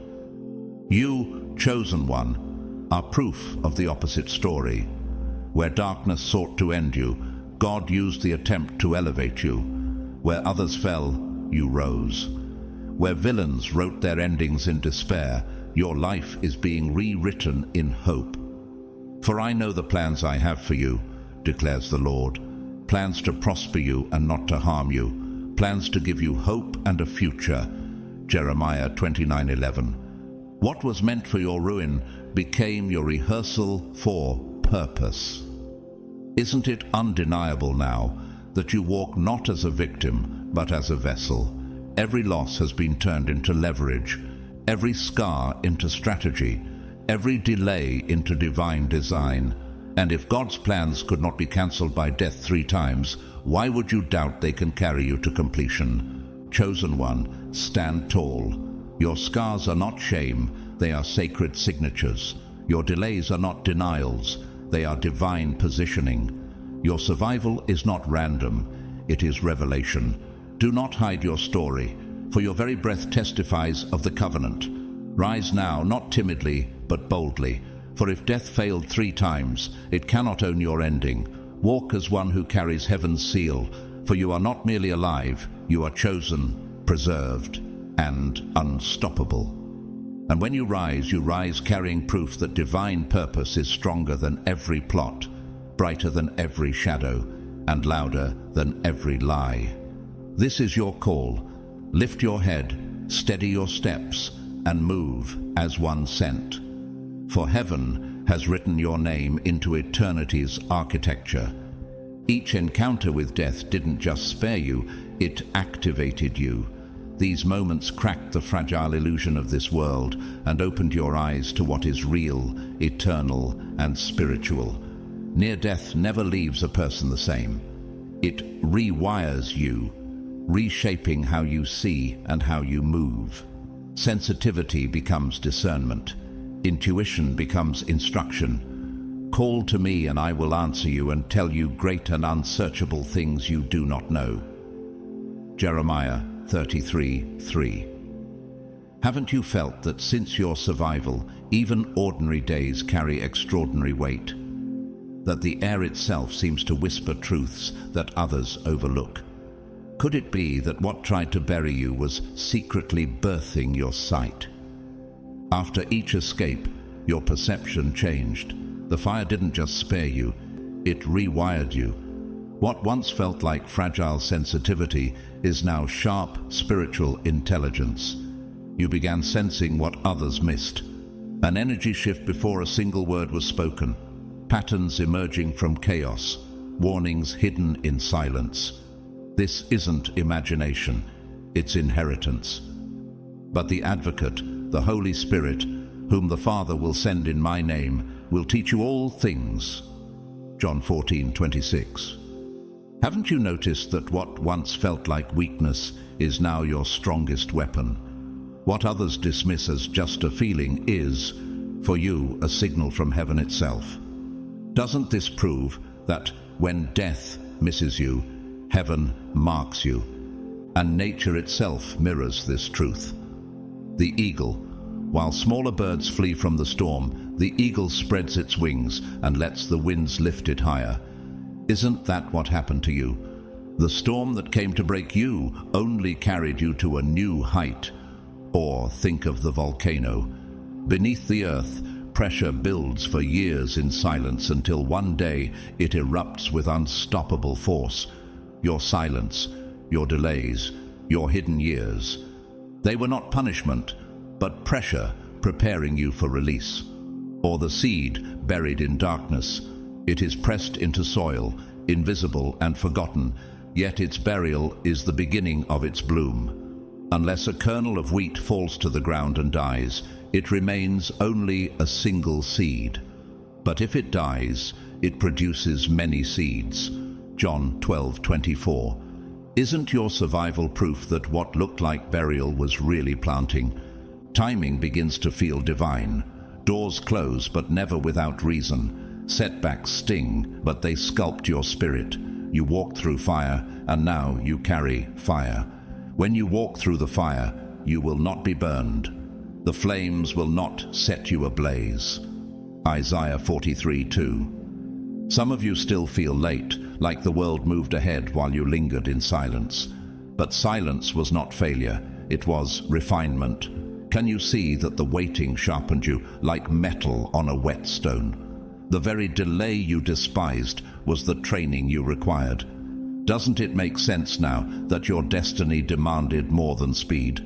It demanded precision. Divine destiny often hides its chosen ones until their spirit is sharp enough to carry the weight of calling. Every setback became a route, every delay a recalibration. For the vision awaits its appointed time. Though it linger, wait for it. It will certainly come and will not delay. Habakkuk 2:3. Even the enemy recognized your blueprint early. That is why the attacks began before you could defend yourself. But what the enemy saw as a chance to strike was, in truth, a stage for your unveiling. And if heaven has preserved you through storms, silences, and scars, why would you doubt its power to carry you into glory? Chosen one, rise now. Your scars are not weights but wings. Your delays are not denials but designs. Your survival is not coincidence but covenant. Stand tall, for you carry the fire of endurance, the roots of resilience, and the sight of eternity. The Lord will fight for you. You need only to be still. Exodus 14:14. Walk as one who knows that death has already failed. Storms have already lifted you, and heaven has already marked you. The time is no longer to wonder. It is to rise. It knew your voice would disrupt systems, that your very presence would heal others and unsettle darkness. So it struck fast, through trauma, abandonment, confusion, not to destroy your body, but to fracture your identity, to make you forget who you are. But heaven intervened again and again. You didn't just survive, you awakened. You crossed thresholds others fear to approach, walking through fires that left no smell of smoke upon you. When you pass through the waters, I will be with you. And when you pass through the rivers, they will not sweep over you. Isaiah 43:2.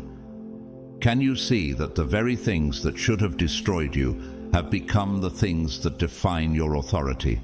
Doesn't your endurance reveal that your light was never ordinary, but eternal? You are not behind. You are being launched at divine speed. What seemed delayed is now aligning.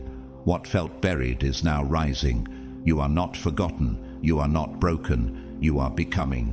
The stone the builders rejected has become the cornerstone. Psalm 118:22. What if your rejection was never a dismissal, but a redirection? What if the years you thought wasted were actually foundations hidden underground, carrying more weight than you realized? The delays you cursed were really preparations you could not yet see. Haven't you noticed how, when the time is right, alignment happens in a way no human hand could engineer? You weren't saved by accident. You were saved on purpose, for purpose. You weren't born into ease. You were born into warfare. That was never a mistake. For we do not wrestle against flesh and blood, but against principalities, against powers, against the rulers of darkness.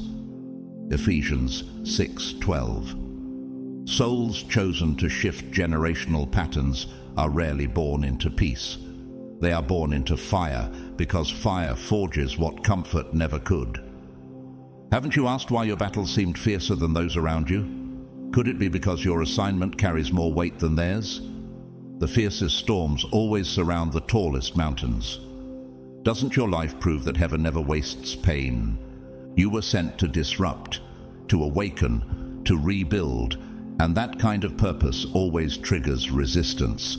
The enemy saw your potential long before you did. It recognized the blueprint of a healer, a breaker, a voice that would awaken others. That's why the attacks came early, through trauma, betrayal, confusion. Not because you were weak, but because your light was dangerous. The Lord called me before I was born. While I was in my mother's womb, He named me. Isaiah 49:1. Isn't it amazing that the enemy targeted what you didn't even know you carried, yet could not destroy it? What should have fractured you only revealed how unbreakable your design really is. The arts echo this truth. In Victor Hugo's Les Miserables, Jean Valjean, once imprisoned and branded a criminal, finds redemption through mercy and rises to become a protector of others. His scars did not define his destiny. His response to grace did. Isn't that your story too? That though chains tried to mark you, heaven wrote a different ending. That though you walked through shadows of betrayal and despair, the light within you still rose like dawn. Just as Valjean turned captivity into compassion, you are turning wounds into weapons of healing. You intended to harm me, but God intended it for good to accomplish what is now being done. Genesis 50:20. Doesn't this prove that even the darkest attacks bend to the hand of divine purpose? And here you are. You didn't break. You didn't lose your mind. You didn't disappear into the silence. You stand, chosen one, with scars that testify louder than any sermon. The Spirit of God has made me. The breath of the Almighty gives me life. Job 33:4. This is your moment to rise, not as one barely surviving, but as one burning with unshakable destiny. Walk now in the authority of one who has been through fire and comes out refined. Refuse to shrink back. Refuse to forget who you are. Heaven has named you, sealed you, and sent you. Stand tall. The time of hiding is over. The world will soon recognize what heaven already knew. You are chosen, preserved, and unstoppable. Every failed attempt only confirmed what heaven had already declared. You are chosen. You are still rising, still unfolding. Darkness tried to cancel your destiny, but heaven thundered back with a single word: no. Survival was never the end. It was the opening chapter. Now comes alignment, where every step begins to synchronize with divine timing. You have become spiritually visible. Your light can no longer move through life unnoticed. You are the light of the world. A city set on a hill cannot be hidden. Matthew 5:14. Have you realized that your existence has shifted from background noise to a trumpet sound in the spirit? Doesn't your very survival testify that heaven refuses to let you fade into silence? And if heaven itself calls you visible, why would you try to remain invisible? Each escape from death was not only protection, it was permission to live audibly, to shine unapologetically. This visibility comes with weight. It means your energy must be guarded like a sacred fortress. Above all else, guard your heart, for everything you do flows from it. Proverbs 4:23. Discernment has become your armor. That heaviness you feel in certain rooms, the unease around certain people, it's not paranoia. It's your compass, heaven's internal radar system guiding you through atmospheres. Psychologists call it somatic intelligence, the body knowing before the mind does. Haven't you noticed how your spirit reacts long before your logic catches up? Isn't that sensitivity actually your greatest strength? My sheep listen to my voice. I know them, and they follow me. John 10:27. You are no longer free to ignore these nudges. To do so would be to walk blindfolded into enemy territory. What once seemed like overthinking has revealed itself as spiritual foresight. And foresight is what keeps you alive. Protect your peace like holy ground. You no longer have the luxury of spiritual carelessness. Boundaries are not arrogance, they are architecture. Think of a cathedral. Its walls are not built to reject people, but to preserve sacredness. In the same way, your boundaries preserve your purpose. Not everyone is meant to walk with you now, and that's not rejection, it's divine separation. Do two walk together unless they have agreed to do so? Amos 3:3. Doesn't it make sense that when you're carrying fire, not all can be trusted to walk that closely? Isn't it better to walk with few in covenant than many in compromise? Even great builders know that a structure cannot rise without scaffolding, and yet scaffolding is temporary. So too with people. Some were scaffolding, useful for a season but never intended to remain. Can you recognize who is covenant and who was scaffolding? That clarity is itself a form of divine protection. Your practices, prayer, fasting, journaling, silence, are not mere rituals. They are weapons. They align your soul with divine timing, tuning your spirit to heaven's frequency. In physics, resonance occurs when two frequencies match, amplifying each other's strength. That's what happens when your spirit resonates with God's spirit, your small voice amplified by His eternal sound. Doesn't this explain why your prayers, though whispered, shake things unseen? The prayer of a righteous person is powerful and effective. James 5:16. And haven't you felt how fasting sharpens perception, silence clarifies chaos, and journaling anchors revelation? These are not habits, they are strategies of survival. Just as a musician must tune their instrument before playing, your disciplines tune your spirit to play in harmony with heaven. To neglect them is to live out of tune with destiny. To honor them is to release a sound that shifts atmospheres. You've seen what happens when your guard drops. Compromise weakens, distractions derail, careless connections cost dearly.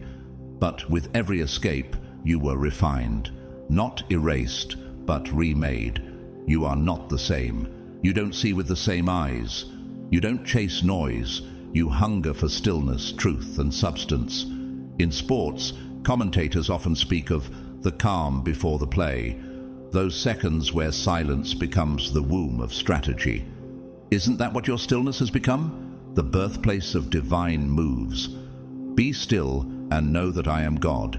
Psalm 46:10. Stillness is no longer passive waiting. It is strategic positioning. It is the architect's pause before laying the cornerstone, the conductor's silence before the orchestra erupts. Can you feel how even your silence is now holy? It is no longer emptiness, it is energy gathering for the next release. Chosen one, rise now. Live with intention. Walk guarded, not in fear, but in focus. Honor your light, for it was never given cheaply. Protect your peace, for it fuels your power. Stand as one who carries resonance with eternity. For you are not merely surviving, you are aligned, refined, and unstoppable. Lift your head, steady your spirit, and declare with boldness, I am chosen, I am preserved, I am sent. The world may not understand, but heaven already knows. This is your hour to rise. And when you rise not only for yourself, but for every generation tied to your obedience. Your ascent is not solitary, it is architectural, building something eternal that will outlive your breath. After walking through fire, your silence speaks louder than any shout. You no longer beg to be understood, you have become understanding itself. You've paid in pain, but the return is the purpose. You've become a vessel awakened, refined by battles others never saw. And now, every step you take is charged with meaning. Every breath is on assignment. This is who you are now, not just alive, but activated. Not just chosen, but crowned. But He knows the way that I take. When He has tested me, I will come forth as gold. Job 23:10. Haven't you realized that your survival is no longer about merely existing, but about being evidence of heaven's refining fire? Could it be that what others call scars are really seals of commissioning? You were never ordinary, and your presence reveals it. When you walk into a room, the atmosphere shifts. Some lean in, others pull away. Not because of how you look, but because of what you carry. There is something ancient in your spirit, something heaven encoded long before your first breath. You're not just noticed, you're felt. You are the light of the world. A city set on a hill cannot be hidden. Matthew 5:14. Why do you think people respond without even knowing why? Isn't it because what radiates from you cannot be contained by appearance? Isn't it because heaven's mark cannot be disguised by flesh? You were marked not by men, but by the Most High. You no longer need applause, for your confirmation came through fire.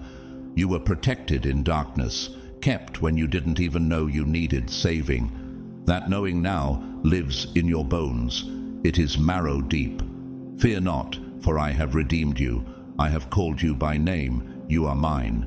Isaiah 43:1. Why is it that when everything around you breaks, you still move with peace? Why is it that when others fold under pressure, you remain? Could it be because the hand that preserved you is still guiding you even now? Doesn't your composure in chaos testify louder than any sermon? Your stillness speaks louder than noise. Your silence unsettles systems because it carries weight. You were preserved to become a vessel of healing, clarity, and truth.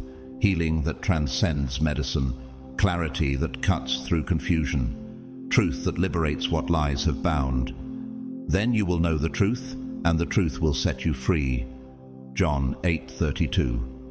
Haven't you noticed how your words pierce deeper than casual advice? How your presence alone feels like restoration? Isn't it because you carry what this fractured world still needs? Real-world voices echo this mystery. The late Desmond Tutu, Archbishop of South Africa, once said, "Hope is being able to see that there is light despite all of the darkness." He carried that conviction through the fires of apartheid, becoming a global symbol of reconciliation. Doesn't that mirror your journey? Out of oppression, hope was forged. Out of suffering, peace was birthed. Just as Tutu's hope became a weapon against injustice, your stillness is becoming a weapon against despair. Could it be that your endurance is not only for you, but for those who will draw strength from your testimony? The world still needs what is inside you. You've become a mirror reflecting what others cannot yet see in themselves. Christ in you, the hope of glory, Colossians 1:27. And when they look into your life, they glimpse the hope they thought was lost. Your scars are no longer signs of pain. They are invitations to healing. Your silence is no longer emptiness. It is a reservoir of wisdom. You are no longer waiting for recognition. Heaven already declared you unstoppable. Chosen one, stand now. Rise with the authority of one refined by fire, confirmed in silence, preserved by covenant. Lift your head, protect your peace, and move with holy confidence, for you were never ordinary. You were never random. You were never forgotten. You are chosen, crowned, and unstoppable. The world is waiting not for perfection, but for the reflection you already carry. So rise, not in fear, but in fire. This is your hour. Not because you are flawless, but because you faced what many fear, despair, surrender, near destruction, and still you stand. Not weaker, but wiser. Not shattered, but sharpened. You are no longer just a survivor. You are a vessel on assignment, carrying evidence in your very being that God's power is greater than human frailty. We have this treasure in jars of clay to show that this all-surpassing power is from God and not from us. 2 Corinthians 4:7. Haven't you noticed that your cracks did not destroy you, but only made the light inside shine brighter? Could it be that the very moments you thought would ruin you became the proof that you were never walking alone? Every bruise became a testimony. Every tear became ink in your story. Every fall became training for the rise you now embody. If God trusted you to endure those valleys, doesn't that mean He has prepared you for mountains yet to climb? If you ever doubt who you've become, look closely. You are living evidence of divine intervention, a walking prophecy, a vessel awakened and refined. You don't just carry a story. You are the story heaven is telling in this generation. And to the ones still unsure, still wrestling with whether it was all real, hear this. Yes, it was. Those escapes, those near misses, that inner nudge that stopped you just in time, that was not luck. For He will command His angels concerning you to guard you in all your ways. Psalm 91:11. Isn't it clear now that what looked like coincidence was covenant? Doesn't your timeline itself reveal a pattern too precise to be chance? The interventions weren't random interruptions. They were rehearsals for your revelation. Every moment of rescue was heaven's signature on the contract of your destiny. Can you deny that your very existence is divine proof written in flesh?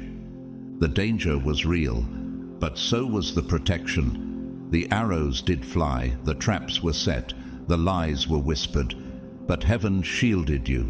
You were taught to doubt the language of your soul, but your spirit remembers the truth. You're not overthinking, you're awakening. Whether you turn to the right or to the left, your ears will hear a voice behind you saying, "This is the way, walk in it." Isaiah 30:21. What if the unease you felt before stepping into the wrong place was not fear, but divine direction? Haven't you sensed that the pauses, the delays, even the sudden no's in your life were heaven whispering guidance? The spirit inside you was not silent. It was speaking through instinct, through discernment, through holy resistance. You thought you were stumbling, but you were actually being steered. Isn't it clear now that heaven has been guiding you in ways words could never capture? History itself warns us through the lives of those who ignored divine signals. King Belshazzar of Babylon, who mocked the sacred vessels of the temple and exalted himself in pride. The writing appeared on the wall, literally declaring his kingdom's end. That very night his reign was finished. Daniel 5:30-31. His downfall was not just political, it was spiritual. Doesn't this show that ignoring heaven's warnings leads not to triumph, but to sudden collapse? And isn't it striking that where Belshazzar perished in pride, you have been preserved in humility? God opposes the proud, but shows favor to the humble. James 4:6. His banquet ended in silence, but your wilderness birthed a voice. His kingdom crumbled overnight, but your foundation has only grown stronger with time.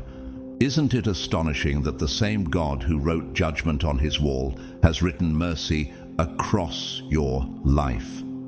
His end warns you, but your endurance proves that heaven has chosen you. If you've ever whispered, "Something saved me, but I don't know what," that was your confirmation. The pause that kept you from stepping into disaster, the sudden shift that pulled you back from harm, the unexplainable help that came in your weakest moment, that was heaven, not an accident, not imagination. The Lord will keep you from all harm. He will watch over your life. Psalm 121:7.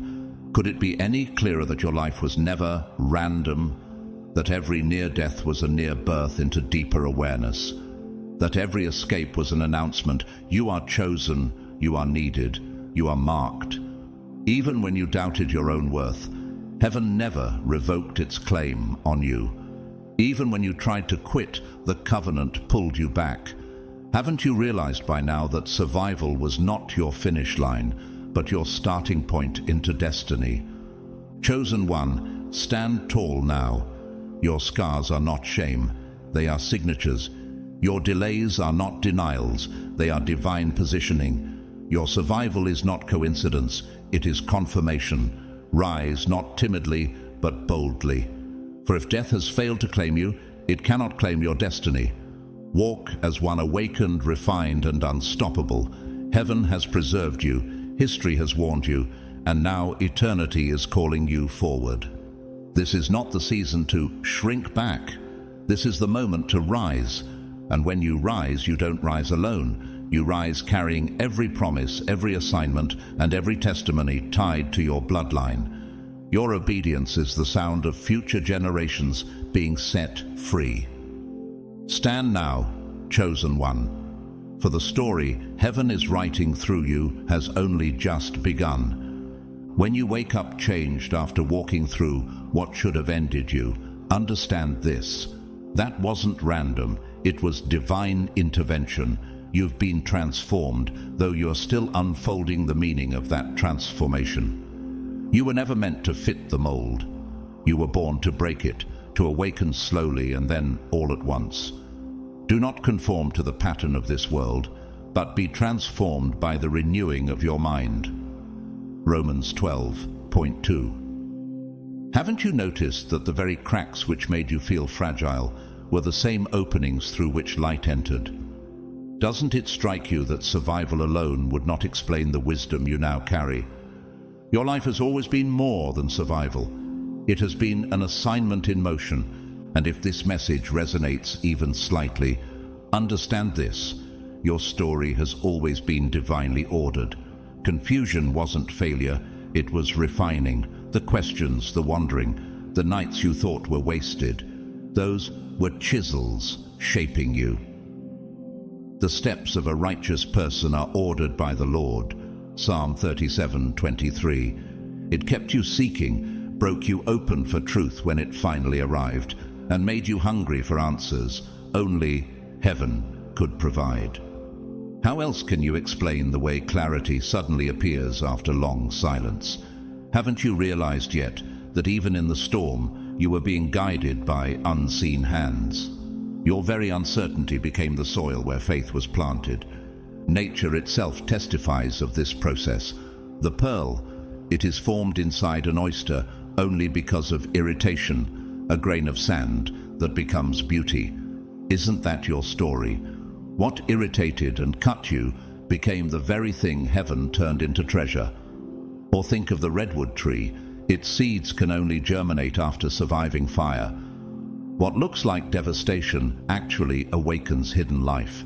Haven't you felt that your fire seasons awakened something in you that silence never could? Even the caterpillar must dissolve completely inside the cocoon before emerging as a butterfly. Doesn't that mirror the way your breaking become your birthing? For our light and momentary troubles are achieving for us an eternal glory that far outweighs them all. 2 Corinthians 4:17. You weren't late. You weren't imagining it. You weren't broken beyond repair. You were being positioned. Even what felt like delay was God sharpening your spirit for destiny. It was heaven's way of saying, not yet. Not like this. There is a time for everything, and a season for every activity under the heavens. Ecclesiastes 3:1. Some doors you begged to open would have destroyed your calling. Some relationships you clung to would have dimmed your light. Isn't it grace that those things slipped away? Doesn't hindsight reveal that what looked like punishment was actually preservation? Your wilderness was not empty. It was a workshop where heaven covered you until everything was ready. Many who rushed ahead of you burned out early, but you were being refined. Some who seemed to win quickly are already forgotten, while your roots were growing deeper in hidden soil. Those who trust in the Lord will renew their strength. They will soar on wings like eagles. Isaiah 40:31. Haven't you felt it in your chest? Something shifting, a rhythm of acceleration pulsing through your spirit? Could it be that every delay was simply storing energy for this moment? Doesn't your stillness now feel like the silence before an earthquake, the pause before the ground breaks open with power? What heaven preserved in you is now rising. Chosen one, this is your hour. Stand not as one delayed, but as one deployed. Your scars are not shameful, they are seals. Your delays are not denials, they are divine alignments. Rise with authority, for you were preserved to shine, refined to endure, and awakened to lead. The world may not yet see, but heaven already knows. You were never late. You were always on time. And now, the shift you feel is not imagination, it is invitation. Step forward, chosen one. Your appointed time has come. Time is catching up to you. The delay is lifting. Acceleration is here. What once took years will now unfold in moments. Everything lost will return, reshaped in divine form. Everything you learned in silence will now serve others in power. You were spared for a reason. The enemy tried again and again, but couldn't stop what heaven had already sealed. For the vision awaits an appointed time. Though it linger, wait for it. It will certainly come and will not delay. Habakkuk 2:3. Haven't you noticed how what once felt like wasted seasons now suddenly align into purpose? Isn't it clear that the pauses were never punishment, but preparation? Even the years that felt stolen are being redeemed. Doesn't it stir something in you to realize that your timeline is still on schedule, no matter how many detours you thought delayed you? You weren't left behind. You were held back for impact. You are not just a survivor. You are a sign. You were hidden for refinement, not rejection. Heaven sharpened your spirit to carry the weight of your assignment. We are hard-pressed on every side, but not crushed, perplexed, but not in despair. 2 Corinthians 4:8. Doesn't your very survival prove that you are stronger than every storm meant to bury you? Could it be that your hidden years were not silence, but sacred rehearsal? And now, chosen one, you rise whole, ready, and right on time. The furnace of delay forged resilience. The secret place produced strength. You weren't overlooked. You were overprepared. Doesn't that explain why what used to break you now only bends you into prayer? The veil has lifted, and your spirit recognizes what your mind spent years trying to understand. You were never walking alone, never suffering without reason, never surviving by accident. Even though I walk through the darkest valley, I will fear no evil, for you are with me. Psalm 23:4. What if the weight you carried was not a curse, but a crown in disguise? Haven't you felt how your struggles carved out the very space where wisdom now dwells? Your wilderness was not waste, it was womb. Doesn't your story itself reveal that heaven always had a timeline for your unveiling? Even the silence taught you a language deeper than words. Even the tears baptized you into strength. And now, isn't it undeniable that what once tried to crush you only pressed you closer to God? So as you move forward, do it with intention. Begin your mornings in stillness. Even 5 minutes of silence can reset your spirit and remind your soul who reigns. Be still and know that I am God. Psalm 46:10. Pay attention to your body. It speaks. What heaviness do you feel in wrong environments? Trust it. That peace that shows up when you are aligned, follow it. Isn't it true that your spirit knows what your mind cannot articulate? Don't ignore the compass inside. It is heaven's language speaking through you. Your emotions were never accidents. They were sensors for truth. Your restlessness was never rebellion. It was the Spirit's way of pushing you out of counterfeit comfort. Doesn't it change everything when you realize even your inner conflict was sacred guidance? Not everything and not everyone deserves access to your presence. Guard your energy fiercely. Speak life over yourself daily. Don't just hope for protection, declare it. The tongue has the power of life and death, and those who love it will eat its fruit. Proverbs 18:21. Say it aloud. I am covered. I am guided. I am chosen. Speak these things not because you feel powerful, but because power responds to voice. Haven't you felt how words spoken in faith shift atmospheres faster than silence in fear?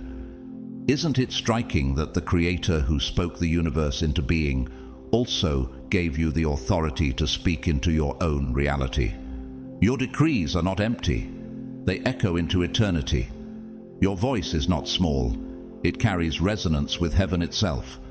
Doesn't that make silence dangerous and speech sacred? The arts echo this truth. In Handel's Messiah, written in just 24 days, the chorus thundered, "And he shall reign forever and ever." That anthem, birthed in obscurity, has echoed for centuries, turning hidden composition into timeless proclamation. Isn't your life the same? What was hidden in silence is now rising in song. What was written in private is about to resound in public, just as Handel's music carried divine weight that outlived him. Your story will carry impact long after your battles are forgotten. Your testimony is not noise, it is a symphony, Doesn't it amaze you that heaven can turn obscurity into anthem and silence into song? Your scars, like Handel's notes, will one day be sung by voices you'll never meet.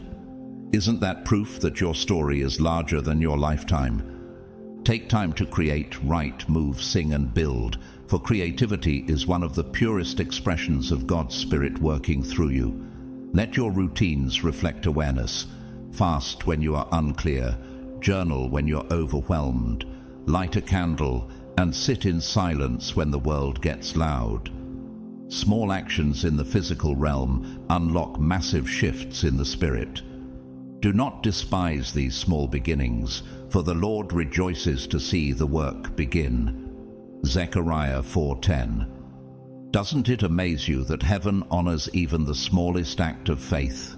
Those seemingly minor habits are seeds of eternal transformation. Every prayer scribbled in secret is a blueprint. Every whispered word is a brick in eternity's architecture. And every small step you take is evidence that heaven multiplies what is surrendered. And most of all, don't shrink. You've been pulled from the fire, not to dim your light, but to shine in spaces others fear to enter. Carry your story not as baggage, but as testimony, a weapon of light. You don't need to convince anyone of your calling, just walk in it. Let your healed presence do what your wounded words never could. This is your time not to strive, but to remember. Rise now, chosen one. Lift your voice, lift your head, lift your light. For the delay is over, the veil is gone, and heaven's timing is here. Walk forward, not in timidity, but in triumph. Live boldly, not as one uncertain, but as one unstoppable. For you are not a shadow, you are a signal. Not forgotten, you are appointed. And not late, you are right on time. Not to chase, but to align. Heaven already made room for you. Now walk in and take your seat, chosen one. This was never about scrambling to prove yourself, but about resonating with what was already prepared. Just as an architect designs the cornerstone before the rest of the structure rises, heaven designed your position before your first step. The stone the builders rejected has become the cornerstone. Psalm 118:22. Doesn't it change everything when you realize you were not late, you were being built into alignment? Could it be that every delay was scaffolding, a hidden support system preparing the unveiling? Now that the truth has been revealed and your spirit stirred, it is time to seal this moment in prayer. This isn't just any prayer, it is a divine agreement, a spiritual activation, a declaration of resonance with the frequency of the Most High. In physics, resonance is when two frequencies synchronize, amplifying each other's strength. That's what this prayer is, your voice coming into harmony with heaven's voice. If two of you on earth agree about anything they ask for, it will be done for them by my Father in heaven. Matthew 18:19. Haven't you noticed how even whispered prayers carry disproportionate power? Isn't it because heaven designed your voice as an amplifier of its own will? Wherever you are, take a deep breath, still your soul, and let these words rise from your heart to heaven. Heavenly Father, the one who was, who is, and who is to come, the Almighty, the keeper of my breath, the author of my days, the guardian of my destiny. Today I come before you not as a stranger, not as a wanderer, but as one who remembers, one who now understands that nothing in my story has been random. Before I formed you in the womb, I knew you. Before you were born, I set you apart. Jeremiah 1:5. Doesn't it humble you to realize that your design was written long before you even had language to question it?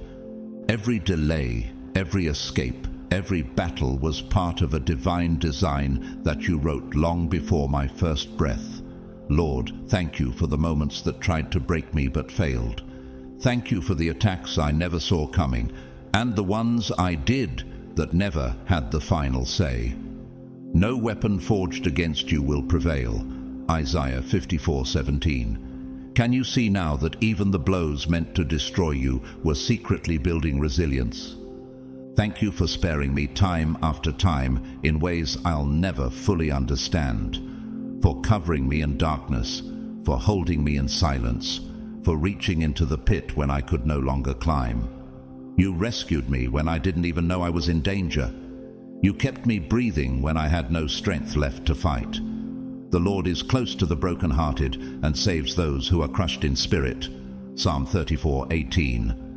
What if the silence you mistook as abandonment was actually heaven shielding you? Haven't you felt how, looking back, the very seasons of emptiness were full of unseen hands? Today, I lay down every ounce of false identity spoken over me. Every label of fear, trauma, and confusion tried to attach to my name. I released them. I break agreement with the lie that I am not enough, not worthy, not ready. I am who you say I am, chosen, appointed, anointed, preserved for purpose. You are a chosen people, a royal priesthood, a holy nation, God's special possession. 1 Peter 2:9. You did not save me for survival alone. You saved me to awaken something holy, to carry your light into this world, to be a vessel of healing, wisdom, and bold truth. Holy Spirit, activate every dormant gift within me. Let what was buried now rise. Let what was delayed now accelerate. Let what was broken now be made whole. I receive the fire that refined me. I receive the scars that taught me. I receive the silence that trained me. My wilderness was not wasted. It was womb. My scars are not shame. They are signatures. Isn't it undeniable that preparation was hidden in pain all along? I no longer call my pain punishment. I call it preparation. I no longer mourn the wilderness. I see it now as the sacred laboratory where heaven whispered secrets into my spirit. In psychology, they call it post-traumatic growth. The resilience and wisdom forged in fire. In sports, they call it the stillness between plays, the pause where strategy is reborn. In architecture, it is the unseen foundation that outlasts storms. I speak life over my mind, peace over my heart, strength over my future. Let divine timing lead me, divine protection shield me, divine wisdom guide me. May my words carry weight. May my presence shift atmospheres. May my footsteps align with every assignment written for me. Even when the path is unclear, I trust the one who called me. Even when the doors are closed, I trust the one who holds the keys. What he opens, no one can shut, and what he shuts, no one can open. Revelation 3:7. Doesn't that mean every no was simply God protecting the yes meant for you? Chosen one, rise now. This prayer is not just words, it is alignment. It resonates. It is constructed in the unseen. You are not wandering, you are woven. You are not lost, you are launched. Walk forward not as one questioning your worth, but as one echoing heaven's decree. Lift your head, guard your heart, steady your steps. For you are chosen, you are covered, and you are unstoppable. Chosen ones, as we reach the end of this message, remember this. If you are still here, still breathing, still carrying that unexplainable fire inside, then you are not ordinary. You are marked, not by chance, not by men, but by the hand of the Most High. That mark on your life is not a blemish, it is a banner. It is heaven's silent seal declaring that you are preserved, protected, and purposed for such a time as this. So I ask you, do not leave this word behind as just another video. Carry it with you, live it, let it transform how you see yourself and how you step into every room. If this resonated with you, take a moment now to like this message, share it with someone who needs to hear it, and comment below. Write your testimony, declare your faith, and if you haven't yet, subscribe and join this community of chosen ones walking together in truth. To every single one of you, whether you supported through a super thanks or simply by being present and listening, I honor you and I thank you. Your presence here is proof that destiny is alive and still unfolding. And now, I release this blessing over you. May your days be filled with divine protection. May your nights be filled with holy peace. And may every step you take align with the purpose heaven wrote for you long before you were born. You are covered. You are guided. You are chosen. Go forward in strength, and may the Lord's face shine upon you always. What if I told you that in just a few days, this very Thursday, heaven itself will make a move that could rewrite your destiny forever? Chosen one. Hear me carefully. You are not here by coincidence. You didn't just stumble onto this video. No. Something deeper. Something divine has pulled you here. Because your spirit already knows what your mind is only about to discover. I know life has been heavy. I know you've carried burdens in silence, wondering if your prayers have been heard, if your waiting has been in vain. That's why this message isn't just a video, it's a lifeline. It's heaven's way of saying, I see you, I have not forgotten you, and your moment is closer than you think. Naphtali, that moment arrives on Thursday, a divine shift. A supernatural breakthrough, an alignment so powerful that if you miss this word, you will regret it. And I say that not to scare you, but to prepare you, because when God moves, nothing stays the same. Before we go deeper, pause with me for a second. If this message already resonates in your soul, type 777 inch, the comments, right now. Let the universe and heaven's hosts know you are ready to receive. And to every single one of you who has supported this channel, even through super thanks, I want you to hear my heart. I am deeply grateful. Your presence here matters, and your faith has not gone unnoticed. Stay with me until the end. Chosen one, because what I'm about to reveal will not only shake the ground under your feet, it will lift your eyes to the heavens. The countdown has already begun, and it all unfolds this Thursday. God's chosen ones. You'll regret not hearing this. It unfolds on Thursday.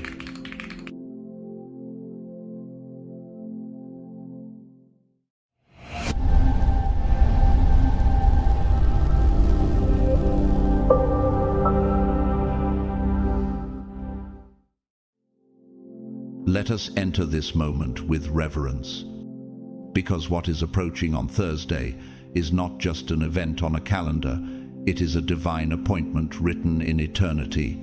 Chosen one. Can you feel that trembling in your soul? That still, unmistakable vibration deep within your chest that tells you something monumental is drawing near? That is not mere imagination.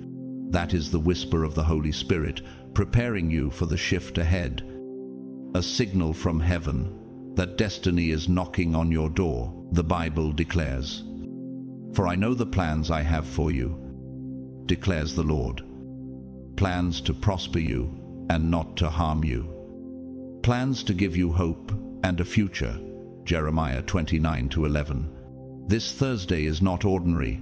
It is a sacred threshold where those plans begin to break forth like a river swelling beyond its banks. Will you step across? Or will you hesitate at the edge? This day will not pass like all the others. It is set apart. It is the marker of a divine unveiling. A sacred chapter that announces your next season. God has chosen you, not because of flawless perfection or human strength, but because His blueprint requires your presence in this generation. Think of it, the dreams you've carried in silence, the prayers whispered in the midnight hour, the desires you dared not confess. Aloud, they are on the brink of manifestation, like seeds planted long ago that have been watered by your tears. They are now breaking through the soil toward the light. King David once wrote, "Weeping may stay for the night, but rejoicing comes in the morning." Psalm 30:5. For you, Thursday is the morning. Do you realize that the very struggles meant to bury you have now become the soil that nourishes your breakthrough, like a tree that pushes its roots deeper through storm and drought? Your resilience has prepared you for fruit that others will marvel at. But let us pause with a sobering truth.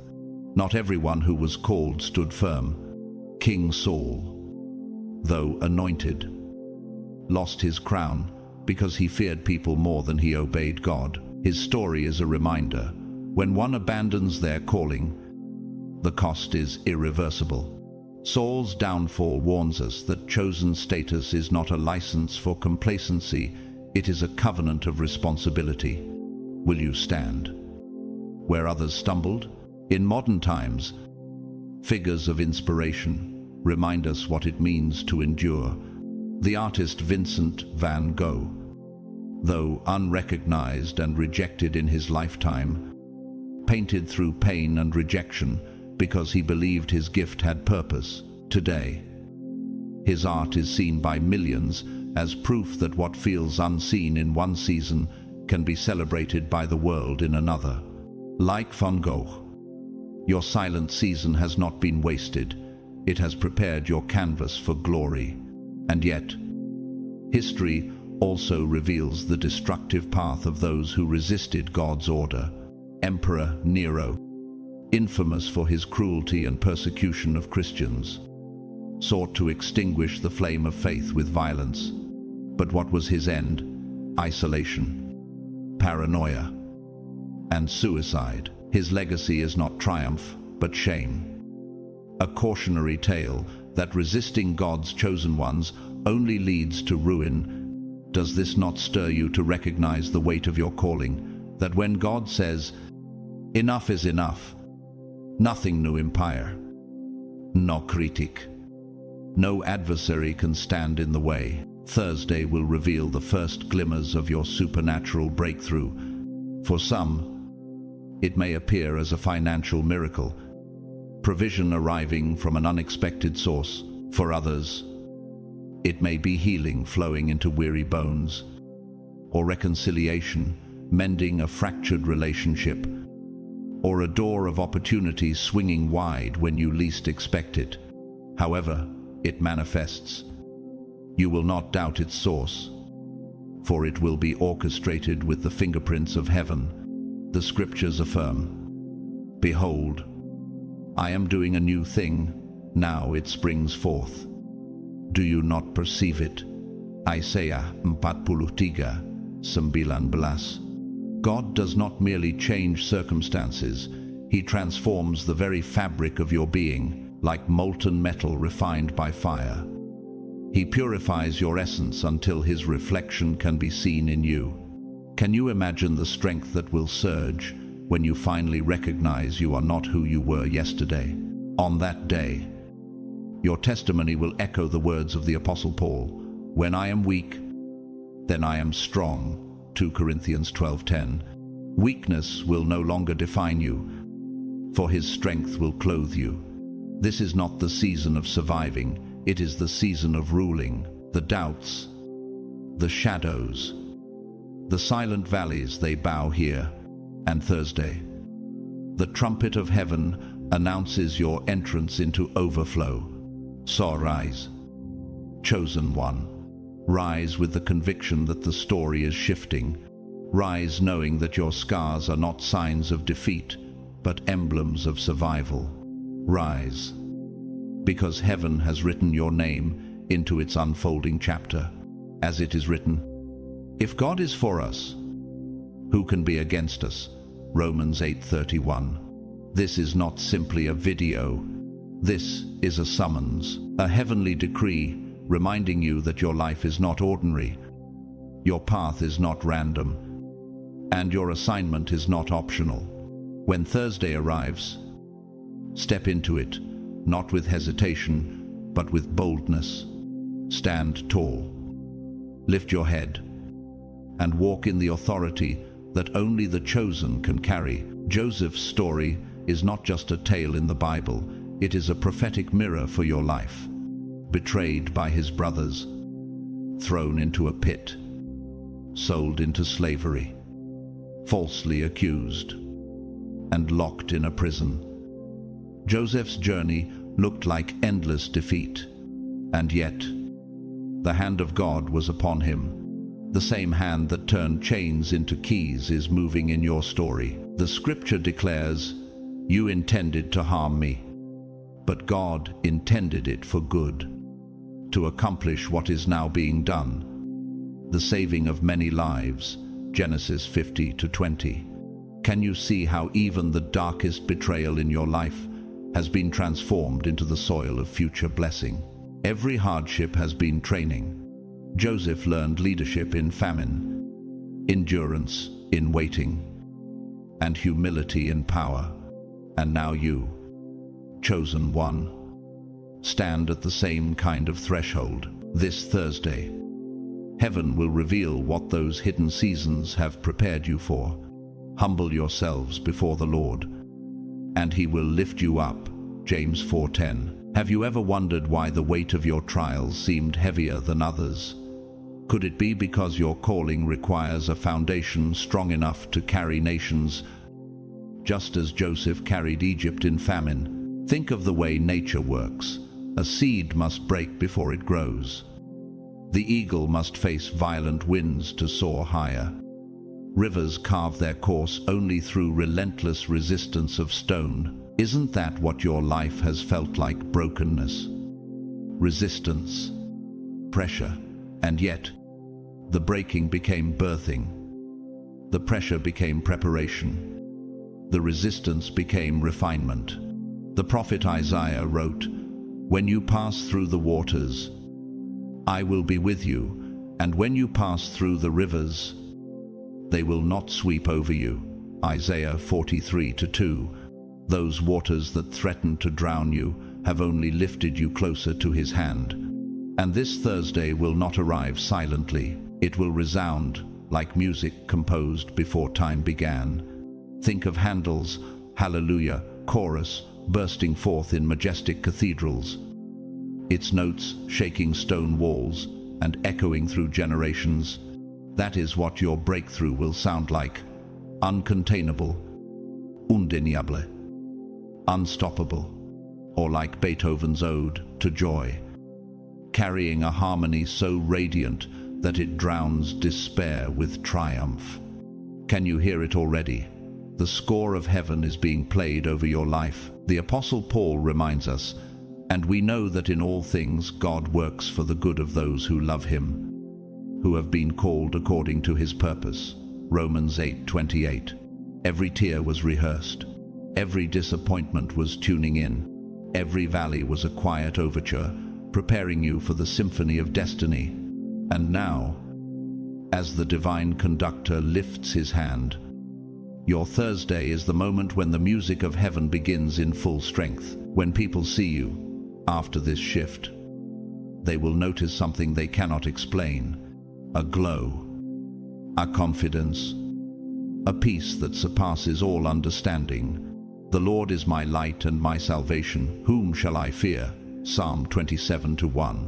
Your face will not reflect the pain of your past, but the radiance of the Spirit who carried you through it.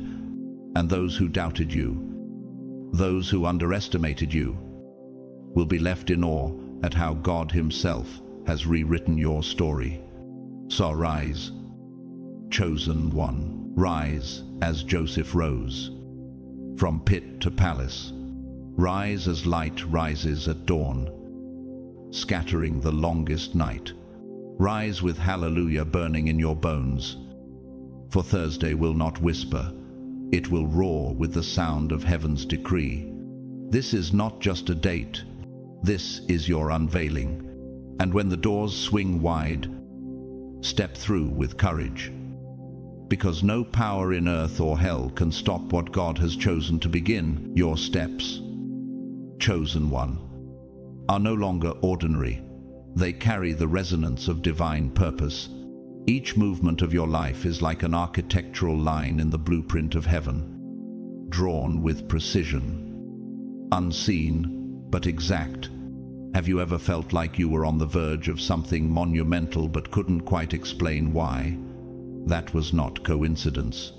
That was God working in the background, like a master engineer, aligning frequencies until every vibration comes into harmony. This Thursday, the scattered fragments of your journey will begin to form symmetry. It will be like a puzzle where the final missing piece suddenly slides into place, revealing the image that had been hidden all along. The prophet Isaiah proclaimed, "Arise, shine, for your light has come, and the glory of the Lord rises upon you." Isaiah 60:1. Can you feel that rising, just as dawn breaks after the longest night? Thursday will mark the unveiling of your true design, and this shift is more than material blessings. Though they will surely come, it is more than financial restoration. Though God will command even that, it is about stepping into the full architecture of who you were created to be. You are not bound by the walls of human limitation. You are not the sum of your past errors or the projections of others. You are a vessel of divine geometry, chosen to reflect angles of glory that only your life can reveal. For we are God's handiwork, created in Christ Jesus to do good works, which God prepared in advance for us to do. Ephesians 2:10. Think about how physics explains resonance. When two frequencies align, they amplify one another until the sound becomes unignorable. That is what this Thursday will be, heaven's frequency colliding with your obedience, producing a resonance that shakes every limitation off your life. Do you see it now? The silence you endured was never empty. It was God tuning your spirit to his frequency. Voices from our modern world echo this truth. The architect Antoni Gaudí, who devoted his life to building the Sagrada Familia in Barcelona, once said, "The straight line belongs to men. The curved line belongs to God."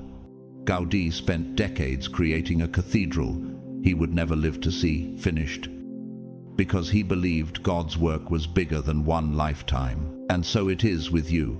Your Thursday is not just about your present. It is about a legacy heaven has been shaping for years. The Bible reminds us again, "Let us not become weary in doing good, for at the proper time we will reap a harvest if we do not give up."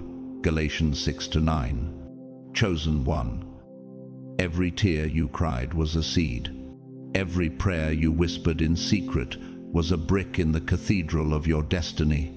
Every act of faith was a thread in the fabric of eternity. Can you see why the struggle was so fierce? It was because your harvest was too weighty for ordinary soil. And hear this, God never took his eyes off you. The eyes of the Lord are on the righteous, and his ears are attentive to their cry. Psalm 34:15. Rejection could not erase you. Betrayal could not disqualify you. Delay could not destroy you. On Thursday, you will step into what he has prepared, and his voice will echo, "Well done, my faithful servant." End of. So rise, chosen one. Rise into the architecture heaven has built for you. Rise like a cathedral, lifting its spires toward the sky. Rise like a symphony swelling to its crescendo. For Thursday is not just a date, it is the unveiling of your design. The moment heaven's blueprint becomes visible on earth. If this message is stirring something deep within you, it's because your spirit already knows it is true. And when the Spirit confirms truth, you cannot remain the same. Chosen one. Lift your head, because the weight you carried was never a punishment. It was preparation. Every tear was recorded. Every sigh was heard. And every hidden sacrifice has been seen by heaven. You are not forgotten. You are not overlooked. You are on the brink of unveiling, chosen one. Imagine a life where lack is no longer your companion, where fear no longer ties your hands, and where every step you take echoes with divine authority. Isn't this the very life your soul has been craving? The word declares, "The Lord is my shepherd. I shall not want." Psalm 23:1. And that promise is not poetic metaphor, it is covenant reality. This Thursday, you will begin to feel the first ripples of this reality. Perhaps it will be as small as an unexpected message, a stranger's kindness, or clarity in an area where confusion has lingered. Do not despise these beginnings, for even the smallest whisper of God can unravel a lifetime of struggle. Jesus taught, if you have faith as small as a mustard seed, you can say to this mountain, move from here to there, and it will move. Matthew 17:20. Have you ever realized that mountains don't move because of size, but because of authority? Your Thursday is the day when your words, backed by heaven's authority, will begin to shift immovable things. Can you see it now? The chains breaking, the mountains trembling, the path clearing. History is filled with witnesses of this truth. Take, for example, Martin Luther King Jr., a preacher of righteousness who faced threats, prisons, and doubts from those who mocked his dream, yet he stood, declaring, faith is taking the first step, even when you don't see the whole staircase. His legacy proves that when one walks in divine calling, opposition becomes the stage where destiny is revealed. Chosen one. Your Thursday is such a stage. Will you step onto it with courage? But let us also remember those who mocked the voice of God. Think of Voltaire, the French philosopher who publicly boasted that Christianity would be extinct within a century, yet within years of his death, the very house he lived in became a printing press for Bibles. What did his rebellion gain him? A name remembered not for triumph but for folly. Do you see the difference? The naysayers, the doubters, the ones who tried to dim your light, they are writing their own legacy of futility.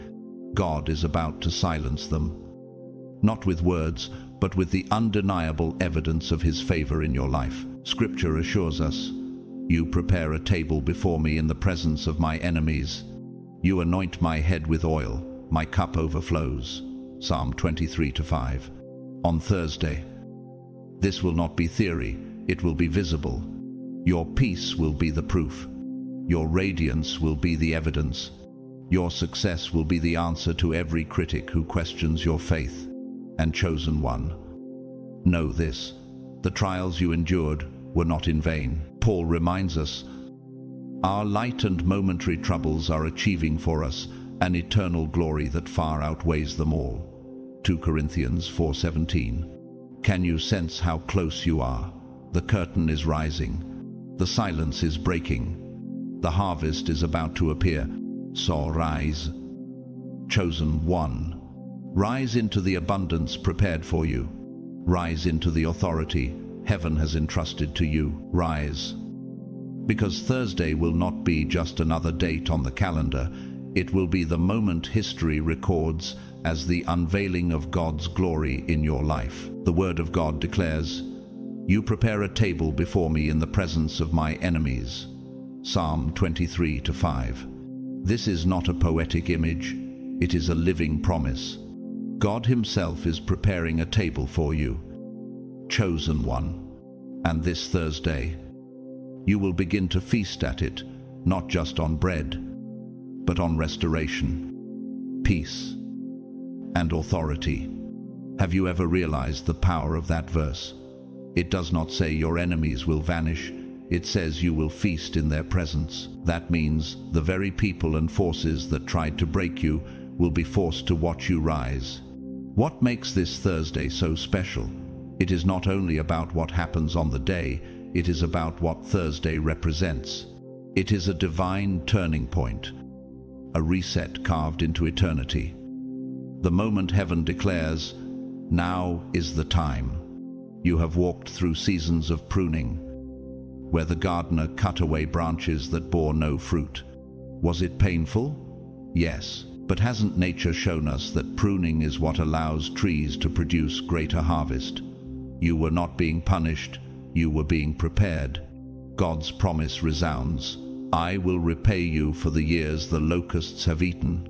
Joel 2:25. Do you understand what that means? Every loss, every betrayal, every season that seemed wasted, it is about to be restored with interest. Just as fields scorched by fire become fertile again when rains return, your soul is about to blossom after drought. Can you feel it? The dry soil of yesterday is trembling with the sound of living water. On Thursday, the shift will not only be external, it will be internal.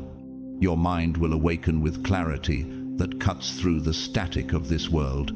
Your heart will shed its heaviness. Your spirit will stand taller, stronger. Unshaken, the Apostle Paul affirms, do not conform to the pattern of this world, but be transformed by the renewing of your mind.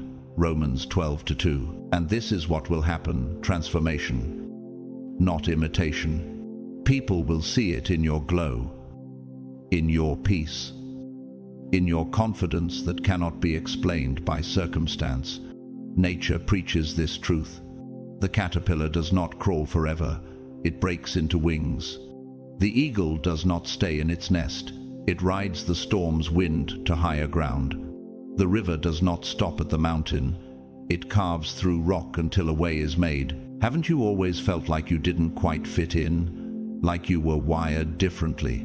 That's because you are not meant to blend in. You were chosen to stand out. This unveiling has always been echoed in art and music. In Beethoven's Symphonie No. Jew, the ode to joy rises from quiet beginnings into a thunderous chorus that fills every hall it enters. Isn't that what Thursday will be for you? A crescendo of heaven's joy that no silence can restrain. A sound that announces, "The chosen has risen." The Bible strengthens us further. You are the light of the world. A city set on a hill cannot be hidden. Matthew 5:14. Your presence will become a beacon, drawing others like weary travelers to a lighthouse in a storm. And as Jesus said again, "Peace I leave with you, my peace I give you. I do not give to you as the world gives." John 14:27. On Thursday, that peace will settle over you like dawn breaking through the night sky. So, rise, chosen one. Rise as the eagle spreads its wings against the storm. Rise as the river breaks through stone. Rise with the symphony of heaven swelling behind you. Thursday is not a date, it is a decree. It is the day your hidden identity becomes your undeniable reality. You will begin to understand why God allowed certain trials not to shatter you, but to strengthen the very foundation of your soul. Every challenge was a stone laid into the architecture of your destiny. Every tear was not wasted. It was a seed that fell into eternal soil, destined to break forth into harvest. The scriptures affirm, "And we know that in all things God works for the good of those who love him, who have been called according to his purpose." Romans 8:28. Can you see it now? What once looked like random chaos was actually a blueprint drawn by the hand of heaven. Thursday is not a random day. It is a divine unveiling. It is the appointed hour when the design begins to make sense. Like the moment in physics when resonance is reached, when frequencies suddenly align and energy multiplies, you are about to experience acceleration. What does this mean for you? It means God is not limited by what your bank account shows, by the shadows of your past, or by the statistics others try to measure you with. He is the God of impossibilities. And Thursday, his power will break into your ordinary life. It may appear in ways small or large, a financial breakthrough you never predicted, an unexpected opportunity, or even a debt that dissolves like mist. It may appear in your body strength returning where weakness lived, healing rushing into bones and organs, peace silencing the storms of your mind. Or it may be relational, a bridge rebuilt, forgiveness extended, or a long-buried dream resurrected. Whatever the form, you will not need to question its source. It will carry the fingerprint of God. For nothing will be impossible with God. Luke 1:37. Think of how architects build cathedrals, layer upon layer, stone upon stone, arches carefully measured to distribute the weight. That is what your trials have been, weight carefully placed, so that when the glory arrives, you can carry it. Have you noticed how every storm pressed you deeper, like pressure pressing carbon into diamonds? Doesn't it make sense now why the path was so heavy? The heaviness was never to destroy you, but to forge capacity within you. Modern voices have understood this.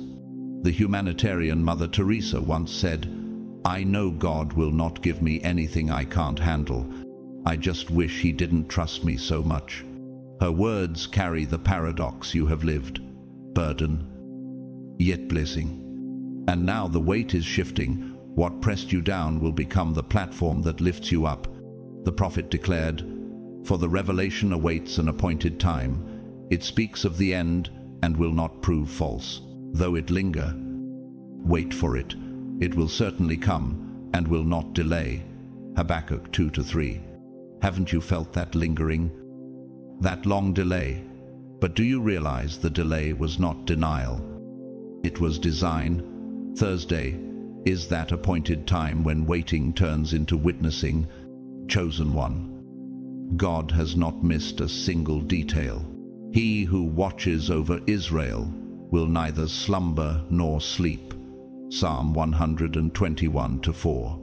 Every whisper of your prayer has been preserved in heaven's architecture. Every ache in your chest has been weighed in the balance of eternity. The delay was a hidden construction site. Heaven, building something so solid it could not be shaken. So, rise. Chosen one. Rise into the architecture of your destiny. Rise like a cathedral, completed after centuries of unseen labor. Rise as a frequency that finally reaches resonance. For Thursday is not just another day, it is the unveiling of the design. The moment heaven's blueprint becomes visible, undeniable, and unstoppable in your life. There are moments when heaven seems silent, when every prayer feels like it vanishes into the night sky. You've carried hope like a fragile flame through storms that threaten to put it out. And then, suddenly, the silence breaks with a word that cannot be shaken, though it linger. Wait for it. It will certainly come and will not delay. Habakkuk 2-3. Your appointed time has arrived. Chosen one. And it begins this Thursday. For years you have carried questions in your heart. When will my prayers be answered? When will this wilderness end? When will the weight finally lift? The answer is here. The delay was not denial, it was preparation. And now, the hour of unveiling is upon you. But let us speak honestly. With every new light comes shadow. With every rising comes resistance. As God begins to pour out His blessings, not everyone will celebrate with you. Some will question. Some will mock. And some will try to belittle the transformation they cannot comprehend. Haven't you felt it before? The sideways glances, the subtle words meant to dim your shine, yet the word promises, no weapon forged against you will prevail, and you will refute every tongue that accuses you. Isaiah 54-17. What more assurance do you need than this, that heaven itself fights for you? Your breakthrough does not require their applause. Your destiny is not validated by human opinion. It is sealed by God's eternal decree. For I know the plans I have for you, declares the Lord. Plans to prosper you and not to harm you. Plans to give you hope and a future. Jeremiah 29-11.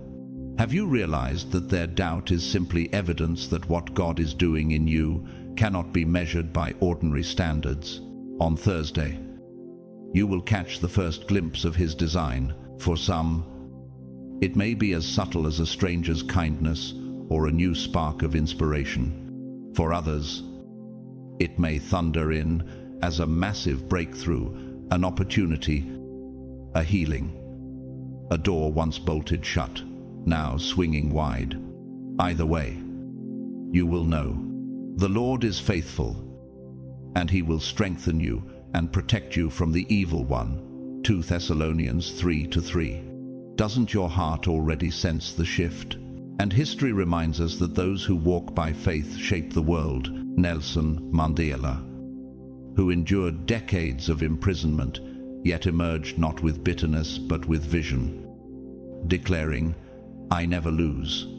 I either win or learn." His life testifies that suffering, when carried with faith, becomes the seed of transformation.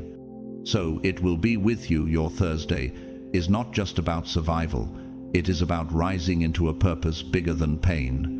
Yet we must not forget the opposite side. Those who resist God's order. Take King Herod, who tried to silence the Messiah by ordering the slaughter of innocents. His reign ended not with glory, but with disgrace. Remembered as a man consumed by paranoia and cruelty. Do you see the contrast? Those who oppose God's plan end in ruin, while those who submit to his will rise into unshakable destiny.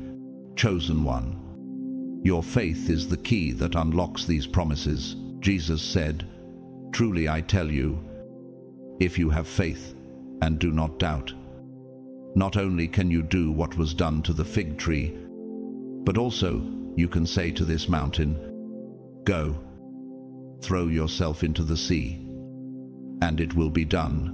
Matthew 21:21. Can you imagine the mountains about to move in your life? Fear dissolving, opportunities multiplying, peace flowing like a river. This is not exaggeration, it is a covenant truth. So rise, chosen one. Rise beyond the doubt of others. Rise above the whispers of critics. Rise. For Thursday is not simply a date on a calendar, it is the hour when your light will pierce the shadows. Your faith will shake the mountains, and your destiny will roar into full view. Chosen one, your appointed time is here, though it linger. Wait for it, it will certainly come, and will not delay. Habakkuk 2-3. This Thursday is not just a date, it is a divine threshold. Haven't you felt it? That stirring in your spirit, that whisper that something extraordinary is drawing near. It is the voice of God saying, "Now is the time." You have walked through nights that felt endless, yet here you stand, still breathing, still burning. Doesn't that in itself show you that grace never left? This Thursday is heaven's announcement that endurance was never wasted. For years you have walked through trials, pruning seasons, and hidden valleys. Every tear you cried was a seed planted in eternal soil. Every rejection was not a dismissal, but a redirection. And we know that in all things God works for the good of those who love him. Romans 8:28. Doesn't it make sense now? Chosen one, that what looked like loss was actually God's way of building capacity in you. Think of it. A tree does not curse the axe that trims it, it bends, endures, and produces greater fruit. Your trials have not shrunk you, they have stretched your roots deeper into God's soil. On Thursday, expect the unexpected. It may be financial provision, a long-awaited healing, a relationship restored, or a dream revived, or perhaps it will be subtler, a kind word, a sudden clarity, an opportunity opening quietly yet undeniably. Whatever it is, it will carry the unmistakable mark of heaven, for nothing will be impossible with God. Luke 1:37. And when it comes, it will feel like fresh wind rushing into lungs that almost gave out. Will you recognize it when it happens? Or will you realize later that even the smallest shift was the seed of a miracle? Nature itself preaches this truth. The eagle only soars when it leans into the storm's wind. The seed must break before it grows. The river only carves a path by pressing against stone. Haven't you lived this story? The very resistance that tried to crush you has been the force that prepared you to rise. Even the mountain, unmoved for centuries, eventually yields to the persistence of rain. So too, your trials have carved channels of strength in you, preparing rivers of blessing to flow. And when Thursday comes, it will not be silent. It will sound like music. Think of Beethoven's Ode to Joy, beginning in quiet strings and swelling into a chorus, so radiant it shakes halls across centuries. That is how your breakthrough will arrive, growing, swelling, unstoppable. Or hear Handel's Hallelujah chorus, bursting forth after long anticipation, declaring victory with such force that even kings once stood to honor it. Isn't that what God is composing in your life? A song of triumph no power of darkness can silence. And Mozart's Requiem reminds us that even the solemn tones of sorrow can be transformed into a canvas of majesty. Where pain becomes part of the symphony, the glow will be visible. On Thursday, people will notice your smile brighter, your eyes clearer, your presence calmer. This is not vanity, it is the radiance of God's Spirit breaking through. Let your light shine before others, that they may see your good deeds and glorify your Father in heaven. Matthew 5:16. And your glow will not fade with the moment, it will linger, like a fragrance that shifts the entire atmosphere of a room. Do you realize the power you carry? Chosen one, even silent presence can preach louder than words when it is clothed in divine fire. Of course, the enemy has tried to resist. Doubts, distractions, discouragements, they were his weapons, but the promise remains. No weapon forged against you will prevail, and you will refute every tongue that accuses you. Isaiah 54:17. The devil thought he could dim your light, but he underestimated the fire God himself has lit in you. Haven't you noticed? The more the attacks came, the stronger your flame burned. What was designed to snuff you out only refined you into gold. And you are not unprotected, for he will command his angels concerning you to guard you in all your ways.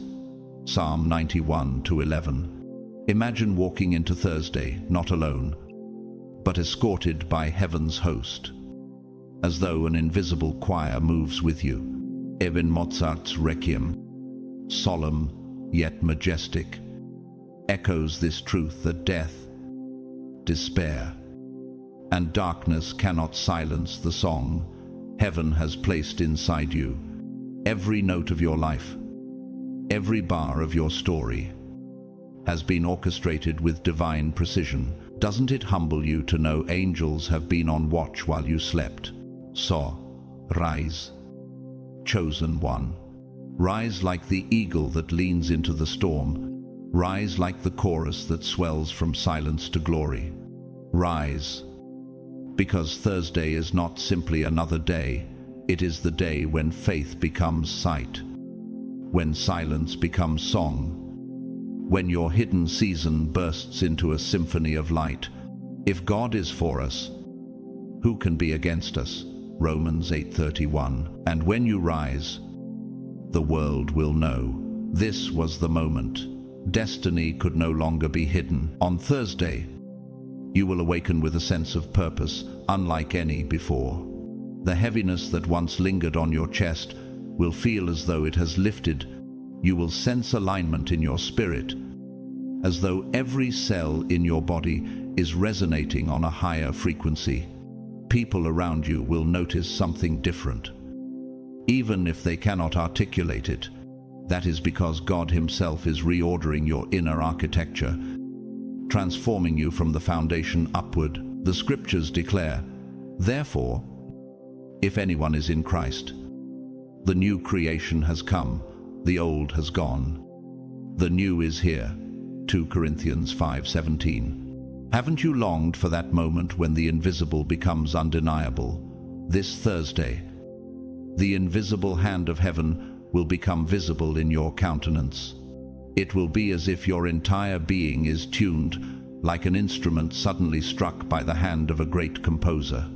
On Thursday, the first signs of this transformation will appear. Perhaps it will come as sudden clarity, an idea that shifts your direction, or as breakthrough, a blessing that confirms God's hand is undeniably at work. For I am the Lord your God who takes hold of your right hand and says to you, "Do not fear, I will help you." Isaiah 41:13. What is a breakthrough if not heaven's intervention breaking into human limitation? Your trials, though fierce, have not defined you, they have refined you. Doesn't gold only reach brilliance after fire? And when you step into this moment, you will realize that every unanswered prayer, every delay, was not God's silence, but His preparation. Even the pauses had purpose, like rests in a symphony, making the crescendo even more powerful.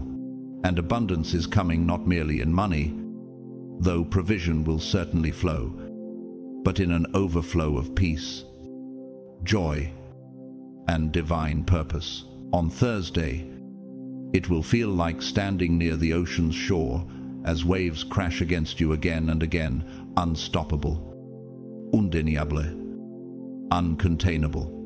My cup overflows. Psalm 23:5. Can you imagine it? Peace flooding your thoughts like rivers breaking their banks. Joy echoing in your heart like a symphony. Purpose drawing you forward with irresistible force. And this abundance is not temporary, it is designed to last. Just as rivers carve valleys over centuries, so the blessings God pours out will reshape the landscape of your life permanently. Doesn't it amaze you to know you are stepping into a flow that will outlast you? It may come through finances, a promotion, a raise, or an unexpected gift. It may come through healing, a sudden strength rising in your body, a relief from pain you thought would remain forever. Or it may appear relational, forgiveness blooming, opportunities opening, or dreams resurrecting. Whatever form it takes, you will not mistake its origin. It will be stamped with God's signature. Every good and perfect gift is from above, coming down from the Father of the heavenly lights. James 1:17. Isn't it humbling to know that heaven itself is arranging blessings in your name? When it happens, you will recognize it instantly because it will carry a peace the world cannot counterfeit. It will not just meet your need, it will exceed it, leaving you in awe of how extravagantly God provides. Science too whispers this truth. In physics, resonance occurs when one frequency meets another at perfect alignment, amplifying its sound until the whole room vibrates. That is what will happen Thursday. Your faith aligning with heaven's decree, producing waves that echo through your life. Architecture teaches us the same. A cathedral is not built overnight, but when the final arch is placed, the entire structure stands unshakable. Doesn't your journey feel like that? Each trial a stone, each tear a foundation, until suddenly the masterpiece reveals itself. Even in psychology, growth often comes in sudden leaps after long seasons of hidden struggle. Thursday is your leap, the moment your unseen endurance finally becomes a visible transformation. Modern voices affirm this.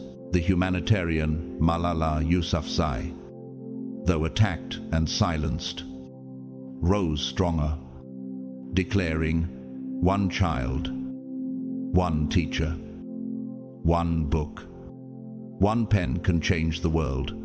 If one voice can rewrite a generation, how much more can a chosen one, infused with divine authority, shift the course of history?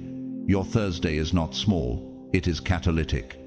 It will not only mark your personal life, it will ripple outward like waves across a lake, touching people you may never meet. Haven't you ever sensed that your story was bigger than you?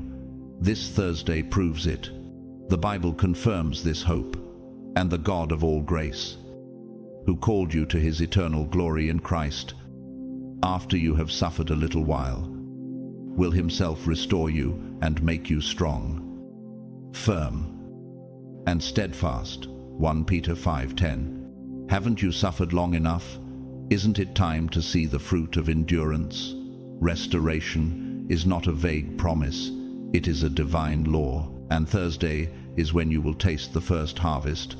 You will rise from the fire, not fragile, but forged.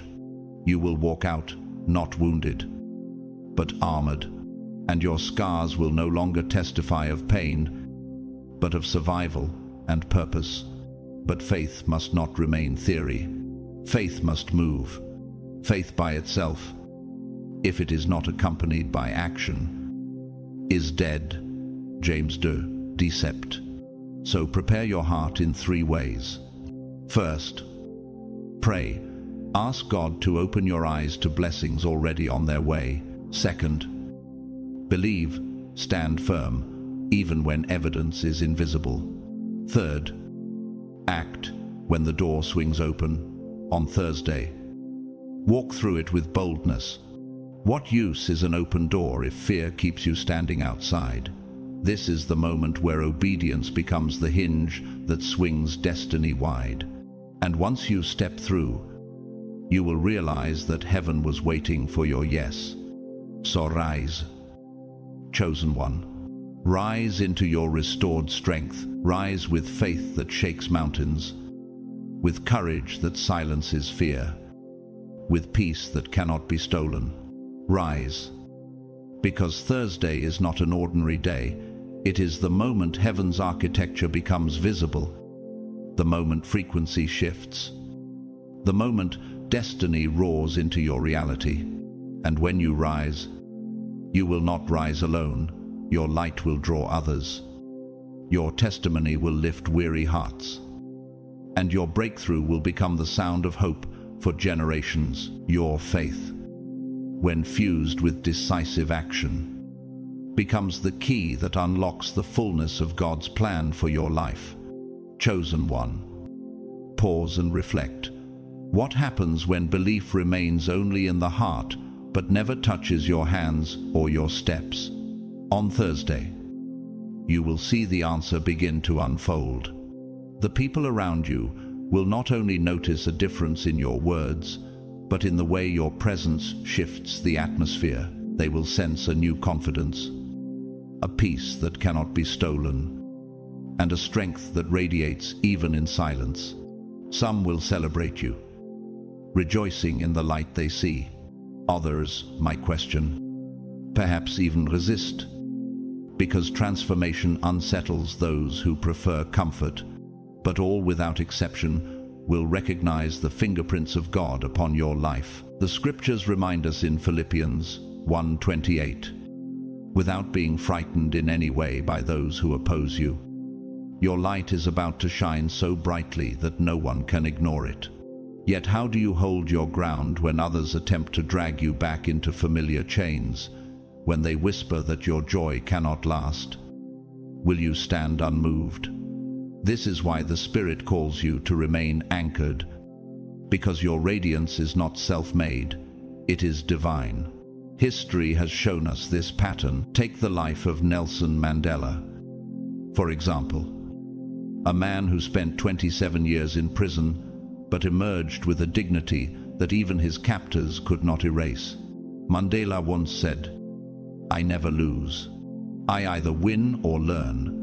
His enemies expected bitterness, yet he carried forgiveness. What about you? When Thursday comes, will you rise like Mandela, carrying wisdom from your scars rather than chains from your pain? But for every story of endurance, there is a warning. Think of King Saul, anointed yet insecure, out of jealousy. He pursued David, only to find his kingdom slipping like sand through his fingers. Saul's story teaches us that resisting God's hand in someone else's life leads only to self-destruction. On Thursday, when others attempt to belittle your growth, remember Saul. His crown was lost, not by force, but by his own rebellion. And so, chosen one, a transformation is approaching. On Thursday, a shift will not only stir your heart, but sharpen your mind. You will sense a clarity breaking forth like dawn after a long night. Joy, long buried beneath trials, will bubble up again. This is more than emotion. It is evidence that God Himself is remaking you from within. Your thoughts will flow with precision. Your heart will beat with courage, and your steps will fall in rhythm with heaven's timing. Can you imagine what it feels like when even your silence carries authority? The Word confirms this in 2 Corinthians 3:18. And we all, who with unveiled faces contemplate the Lord's glory, are being transformed into His image with ever-increasing glory. This means your glow, your radiance, is not temporary. It increases layer upon layer. As heaven engraves its architecture upon your soul, think of it like a cathedral under construction. Each prayer a stone, each act of faith a pillar, each tear shed a window through which light now streams. This Thursday, the scaffolding begins to fall, and the design is revealed. Yet, be vigilant. For every divine unveiling, the adversary schemes. The devil knows what is about to be released in you, and he trembles. He will attempt distraction, sudden noise to drown your stillness. He will try discouragement, reminding you of past failures. He will weave doubt, asking whether God truly spoke. But here is the truth. Those tactics are echoes with no substance. You, dear children, are from God and have overcome them, because the one who is in you is greater than the one who is in the world. 1 John 4:4. When the enemy throws shadows, your task is not to fight shadows, but to keep your eyes fixed on the light. So let Thursday not meet you unprepared. Rise with boldness. Chosen one.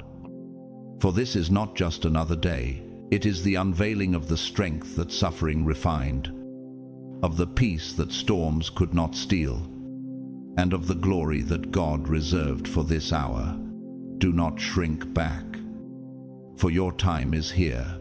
Stand tall, step forward, and let the world witness the power of a life yielded to heaven. On Thursday, you will begin to see undeniable evidence of what heaven has whispered over you. Every lie the enemy has sown into your mind, every invisible chain he tries to fasten around your future, will shatter like brittle glass under the weight of God's truth. You are not just surviving, you are God's chosen one, marked with divine fingerprints. And nothing in this world or beyond can erase what has already been written in heaven's book about you. Have you ever watched a river that seemed blocked by stone suddenly carve out a new channel, unstoppable and relentless? That is what is about to happen in your life. No wall can resist the waters of God's decree. The scriptures confirm this in Revelation 3:8. I have placed before you an open door that no one can shut. On Thursday, those doors swing wide, not because of human permission, but because of divine command. They may lead to an unexpected career shift, a long-awaited reconciliation, a deeper level of faith, or even a revelation of purpose you never imagined.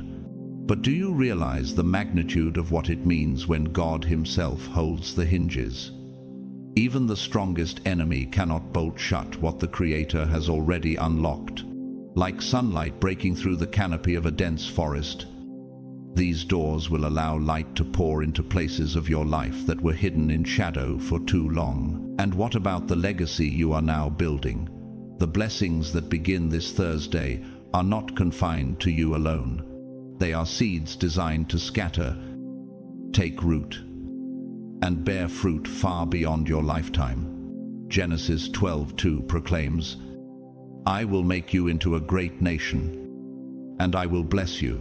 I will make your name great, and you will be a blessing." Have you considered how one act of obedience today can ripple into generations yet unborn? Just as a single oak tree drops thousands of acorns, you will become a source of covering, provision, and shelter for countless souls. Your breakthrough is not just survival, it is inheritance. Classical art has spoken of this truth in Handel's Messiah, when the choir thunders the words, "And he shall reign forever and ever." It is not mere music but prophecy set to sound, declaring that the joy of the Lord reverberates beyond time. Likewise, your testimony will not be a whisper, it will echo like a symphony in the corridors of history. What story will your descendants tell when they trace their courage, their victories, their faith, back to this very Thursday? And now, chosen one, let us speak of joy. This is not ordinary happiness that shifts with the weather of circumstance. This is joy that erupts from the presence of God Himself. On Thursday, it will well up from within you like spring water breaking through dry ground. Nehemiah 8:10 reminds us, "The joy of the Lord is your strength." Picture the resilience of wildflowers that bloom defiantly on cliffsides where storms rage, they bend but do not break. That is the joy that will gird you, shield you, and give you courage even when uncertainty lingers. Have you ever wondered how fragile petals can survive harsher winds than stone walls? That is the paradox of divine joy. It is delicate yet indestructible. And finally, let us speak of testimony. Every trial you have endured was not wasted. It has become the script of your future declaration. Just as stained glass windows are forged by the breaking of glass, your story will shine precisely because of its fragments. When you open your mouth, lives will be shifted, chains will be loosened, and faith will be awakened. But here is the question: will you dare to speak when the moment comes? Or will you shrink back? Remember, your silence could rob someone of their miracle. So, rise. Chosen one, this Thursday is not a date on a calendar. It is the unveiling of destiny. Stand tall, walk boldly, and let the testimony of your life thunder louder than any opposition. The doors are open, the joy is rising, and your legacy is being written even now. Do not wait. Step through the threshold God Himself has prepared. On Thursday, as God begins to move in your life, your story will no longer be hidden in silence, but will rise like a beacon set on a hill. People will look at you and see what cannot be denied, the unmistakable evidence of God's transforming power. They will see not just a life changed, but a life reborn. Not just a heart touched, but a heart made new. Not just a spirit alive, but a spirit set aflame with holy fire. Like a lighthouse built with precision architecture to withstand storms, your testimony will shine across dark waters to guide others home. But let me ask you, what if your life has been preparing all along for this very unveiling? What if every wound you carried becomes the window through which God's light pours out? The Bible declares in Revelation 12:11, "They triumphed over him by the blood of the Lamb and by the word of their testimony." Testimony is not mere memory, it is resonance. Just as sound waves can travel through the thickest walls, your words, forged in trial and triumph, will ripple across time and pierce through the hardest hearts. Chosen one, your story will become a frequency heaven uses to awaken faith in others. The moment you dare to speak, chains will tremble, strongholds will fracture, and atmospheres will shift. This is your weapon, your light, your shield. And this Thursday, it begins to shine in dimensions you cannot yet measure. But here's the question: are you willing to release your voice, even when fear whispers you are not ready? Now, let's talk about the abundance waiting for you. This abundance is not confined to the ledger of finances, though provision is indeed coming. It is about overflow, peace spilling like a river, love multiplying like seeds scattered by the wind, and purpose expanding like galaxies stretching across the cosmos. On Thursday, you will begin to feel the first wave of this divine current washing over you. It might arrive as a sudden healing, a reconciliation thought impossible, a financial door opening, or a long-buried dream resurrected. John 10:10 reminds us, "I have come that they may have life, and have it to the full." Abundance is not an abstract idea. It is the architecture of heaven intersecting with your timeline. Think of it as structural reinforcement in a building, God Himself strengthening the beams of your destiny so that what He is building in you can withstand the weight of eternity. But where there is breakthrough, there will also be resistance. As God pours out His blessings, there will be voices that question, doubt, or even mock what they cannot comprehend. They may scoff at the light you carry because their eyes are accustomed to shadows. They may resist the favor you walk in because it exposes their own emptiness. Yet remember this: no critic has jurisdiction over your destiny. Isaiah 54:7 promises, "No weapon forged against you will prevail, and you will refute every tongue that accuses you." Consider how, in physics, destructive interference cancels noise. In the same way, God's voice in you cancels the noise of opposition. Their resistance is not proof of your failure, it is confirmation of your assignment. Great servants of God faced such resistance. Dietrich Bonhoeffer, the German pastor and theologian, stood fearlessly against the Nazi regime, even though it cost him his life. His legacy testifies that obedience to God outweighs the fear of man. Just as his courage birthed faith that still inspires generations, your resistance today is shaping a testimony that will outlive you. So ask yourself this: if your obedience demanded sacrifice, would you still choose the narrow path? If your faith painted you as an outcast in the eyes of the world, would you remain steadfast? Chosen one, you are not here by accident. You are here because heaven has drafted a plan for your life so intricate, so bold, and so breathtaking that it would leave the world in awe if they could glimpse even a fragment. On Thursday, you will catch a glimpse of yourself. It may come as a quiet spark of inspiration, a kind word delivered at just the right moment, or it may thunder into your life as a massive breakthrough that changes everything at once.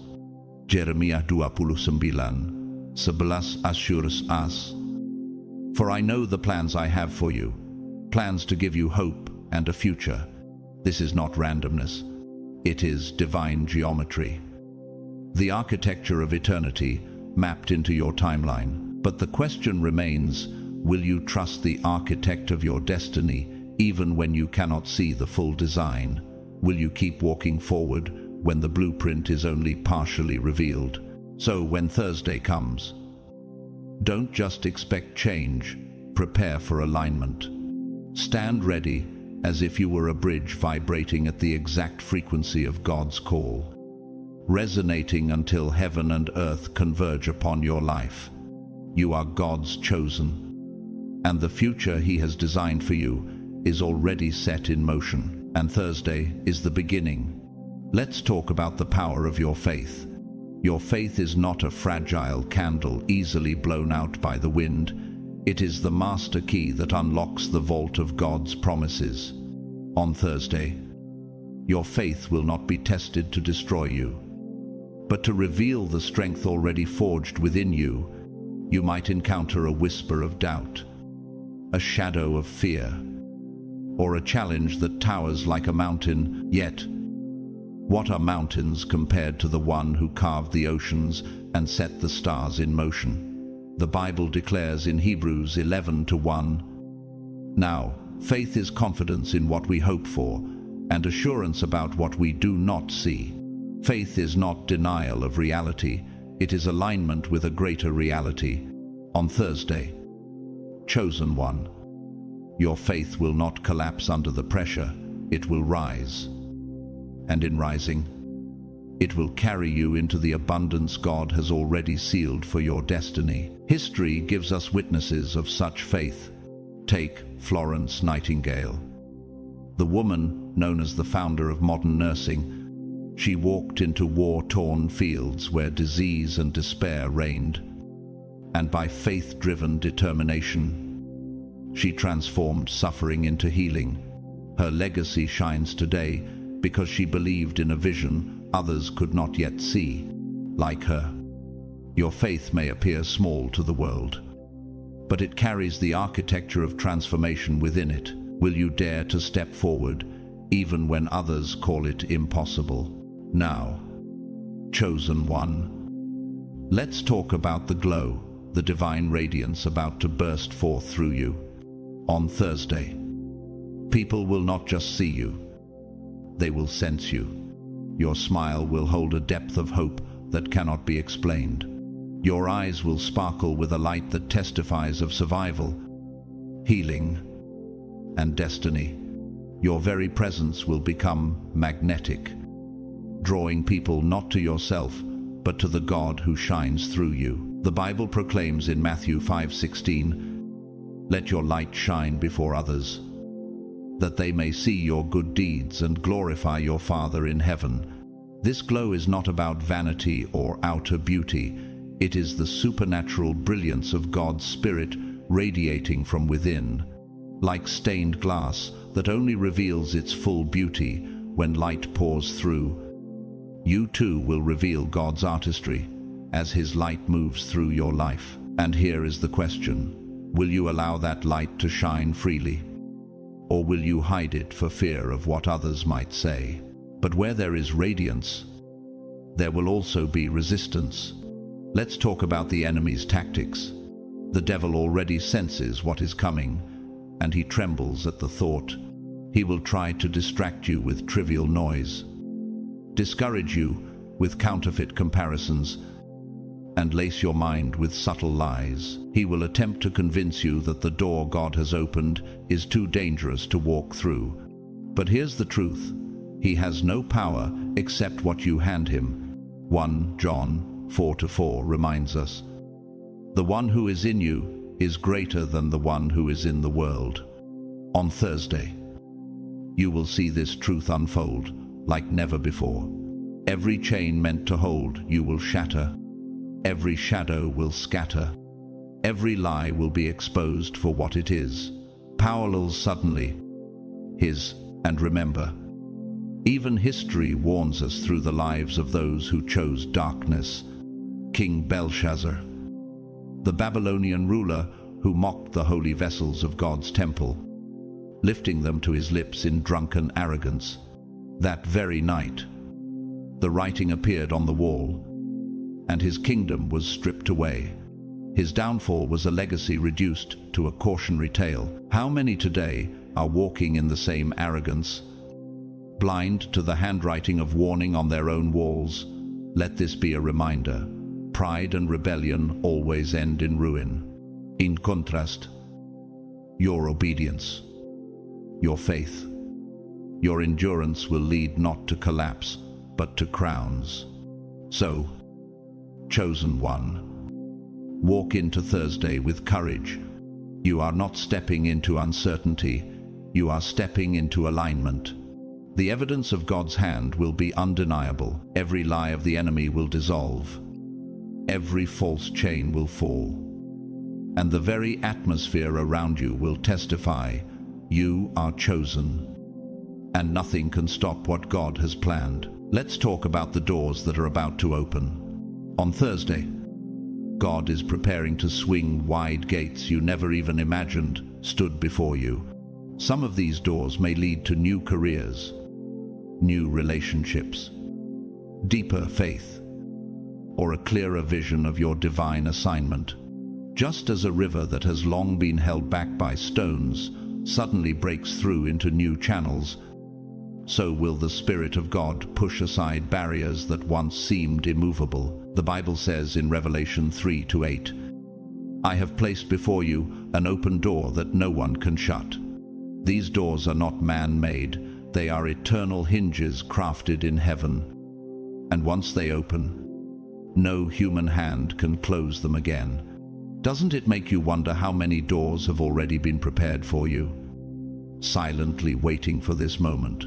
Now, let's talk about the legacy you are building. The blessings that begin on Thursday will not stop with you. They are like seeds carried by the wind, scattering into the soil of future generations. Think of an oak tree. It does not grow only for itself, but for the shade, the acorns, and the shelter it provides for creatures yet unborn. God's blessings in your life will operate in the same way. They will ripple outward, touching family, community, and even those you may never meet. The Bible says in Genesis 12:2, I will make you into a great nation, and I will bless you. I will make your name great, and you will be a blessing. This is a covenant, not a coincidence. Like the brushstrokes of Michelangelo's creation of Adam that still inspire centuries later, your breakthrough will be a masterpiece that outlives your earthly years. Could it be that what God begins with you on Thursday will echo into eternity? Chosen one. Let's talk about the joy that's coming. On Thursday, you will feel a joy bubbling up from within you, like spring water that finds its way out of the dark earth to glisten in the sunlight. This joy will not depend on changing circumstances. It will flow from the unshakable presence of God, just as a flock of birds rises at dawn, singing even before the sun appears. So will your spirit sing in advance of what has not yet fully unfolded. The Bible says in Nehemiah 8:10, the joy of the Lord is your strength. In this joy, you will find resilience against fear, courage in weakness, and clarity in the midst of uncertainty. As Beethoven's Ode to Joy lifts every listener into a higher place, so will God's joy lift you into an atmosphere where no shadow can remain. Do you see now that this joy is not a fragile emotion? It is a fortress in sound, a sanctuary in song. Now, let's talk about the power of your testimony. On Thursday, as God begins to move in your life, your story will become a radiant lantern in the dark, guiding others who are still stumbling.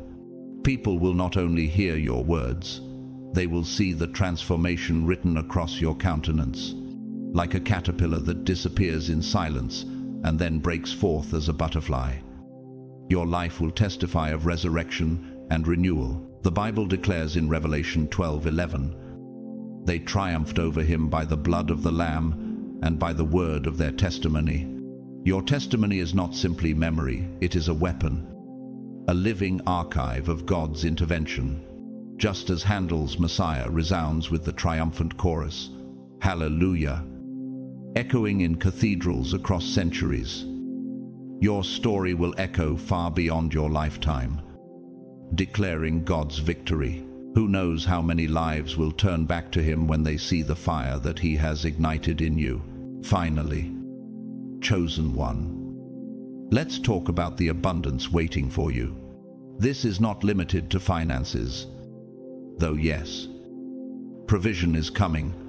It is a river overflowing its banks, covering every barren field with water that brings life. On Thursday, you will feel the first waves, whether it comes as healing in your body, reconciliation in a relationship, revival of a long-buried dream, or the whisper of fresh peace in your soul. The Bible says in John 10:10, "I have come that they may have life, and have it to the full." This fullness is not just survival, it is flourishing. It is like a vineyard in its season, branches heavy with fruit, leaves rustling with promise. Every part of creation bearing witness to God's hand of increase, just as Rembrandt's light poured into his paintings, giving ordinary faces extraordinary depth. God's abundance will pour into your life, giving your days a brilliance you could never manufacture.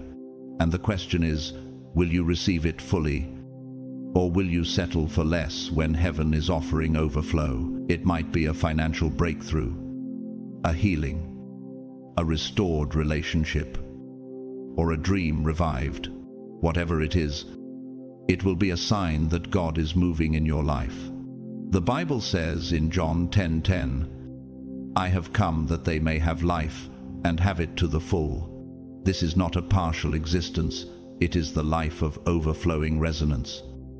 The kind that vibrates like a tuning fork aligned with heaven's frequency. Imagine it as an architectural blueprint being unrolled before your eyes. Every line, every column, every archway designed with your destiny in mind. This fullness is not random, it is structural. Like a cathedral built to amplify every whisper of worship into a resounding chorus. And it starts this Thursday. Chosen one.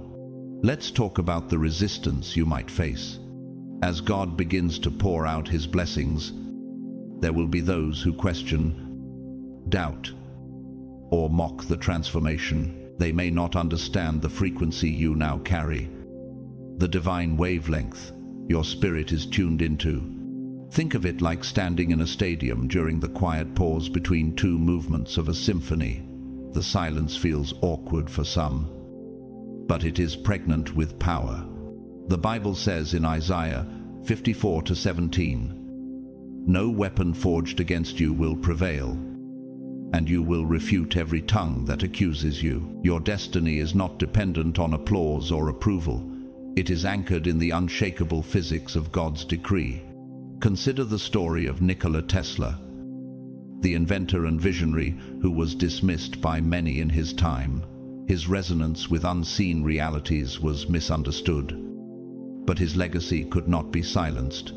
Could it be that your life, like his, is about to prove what the world once ridiculed?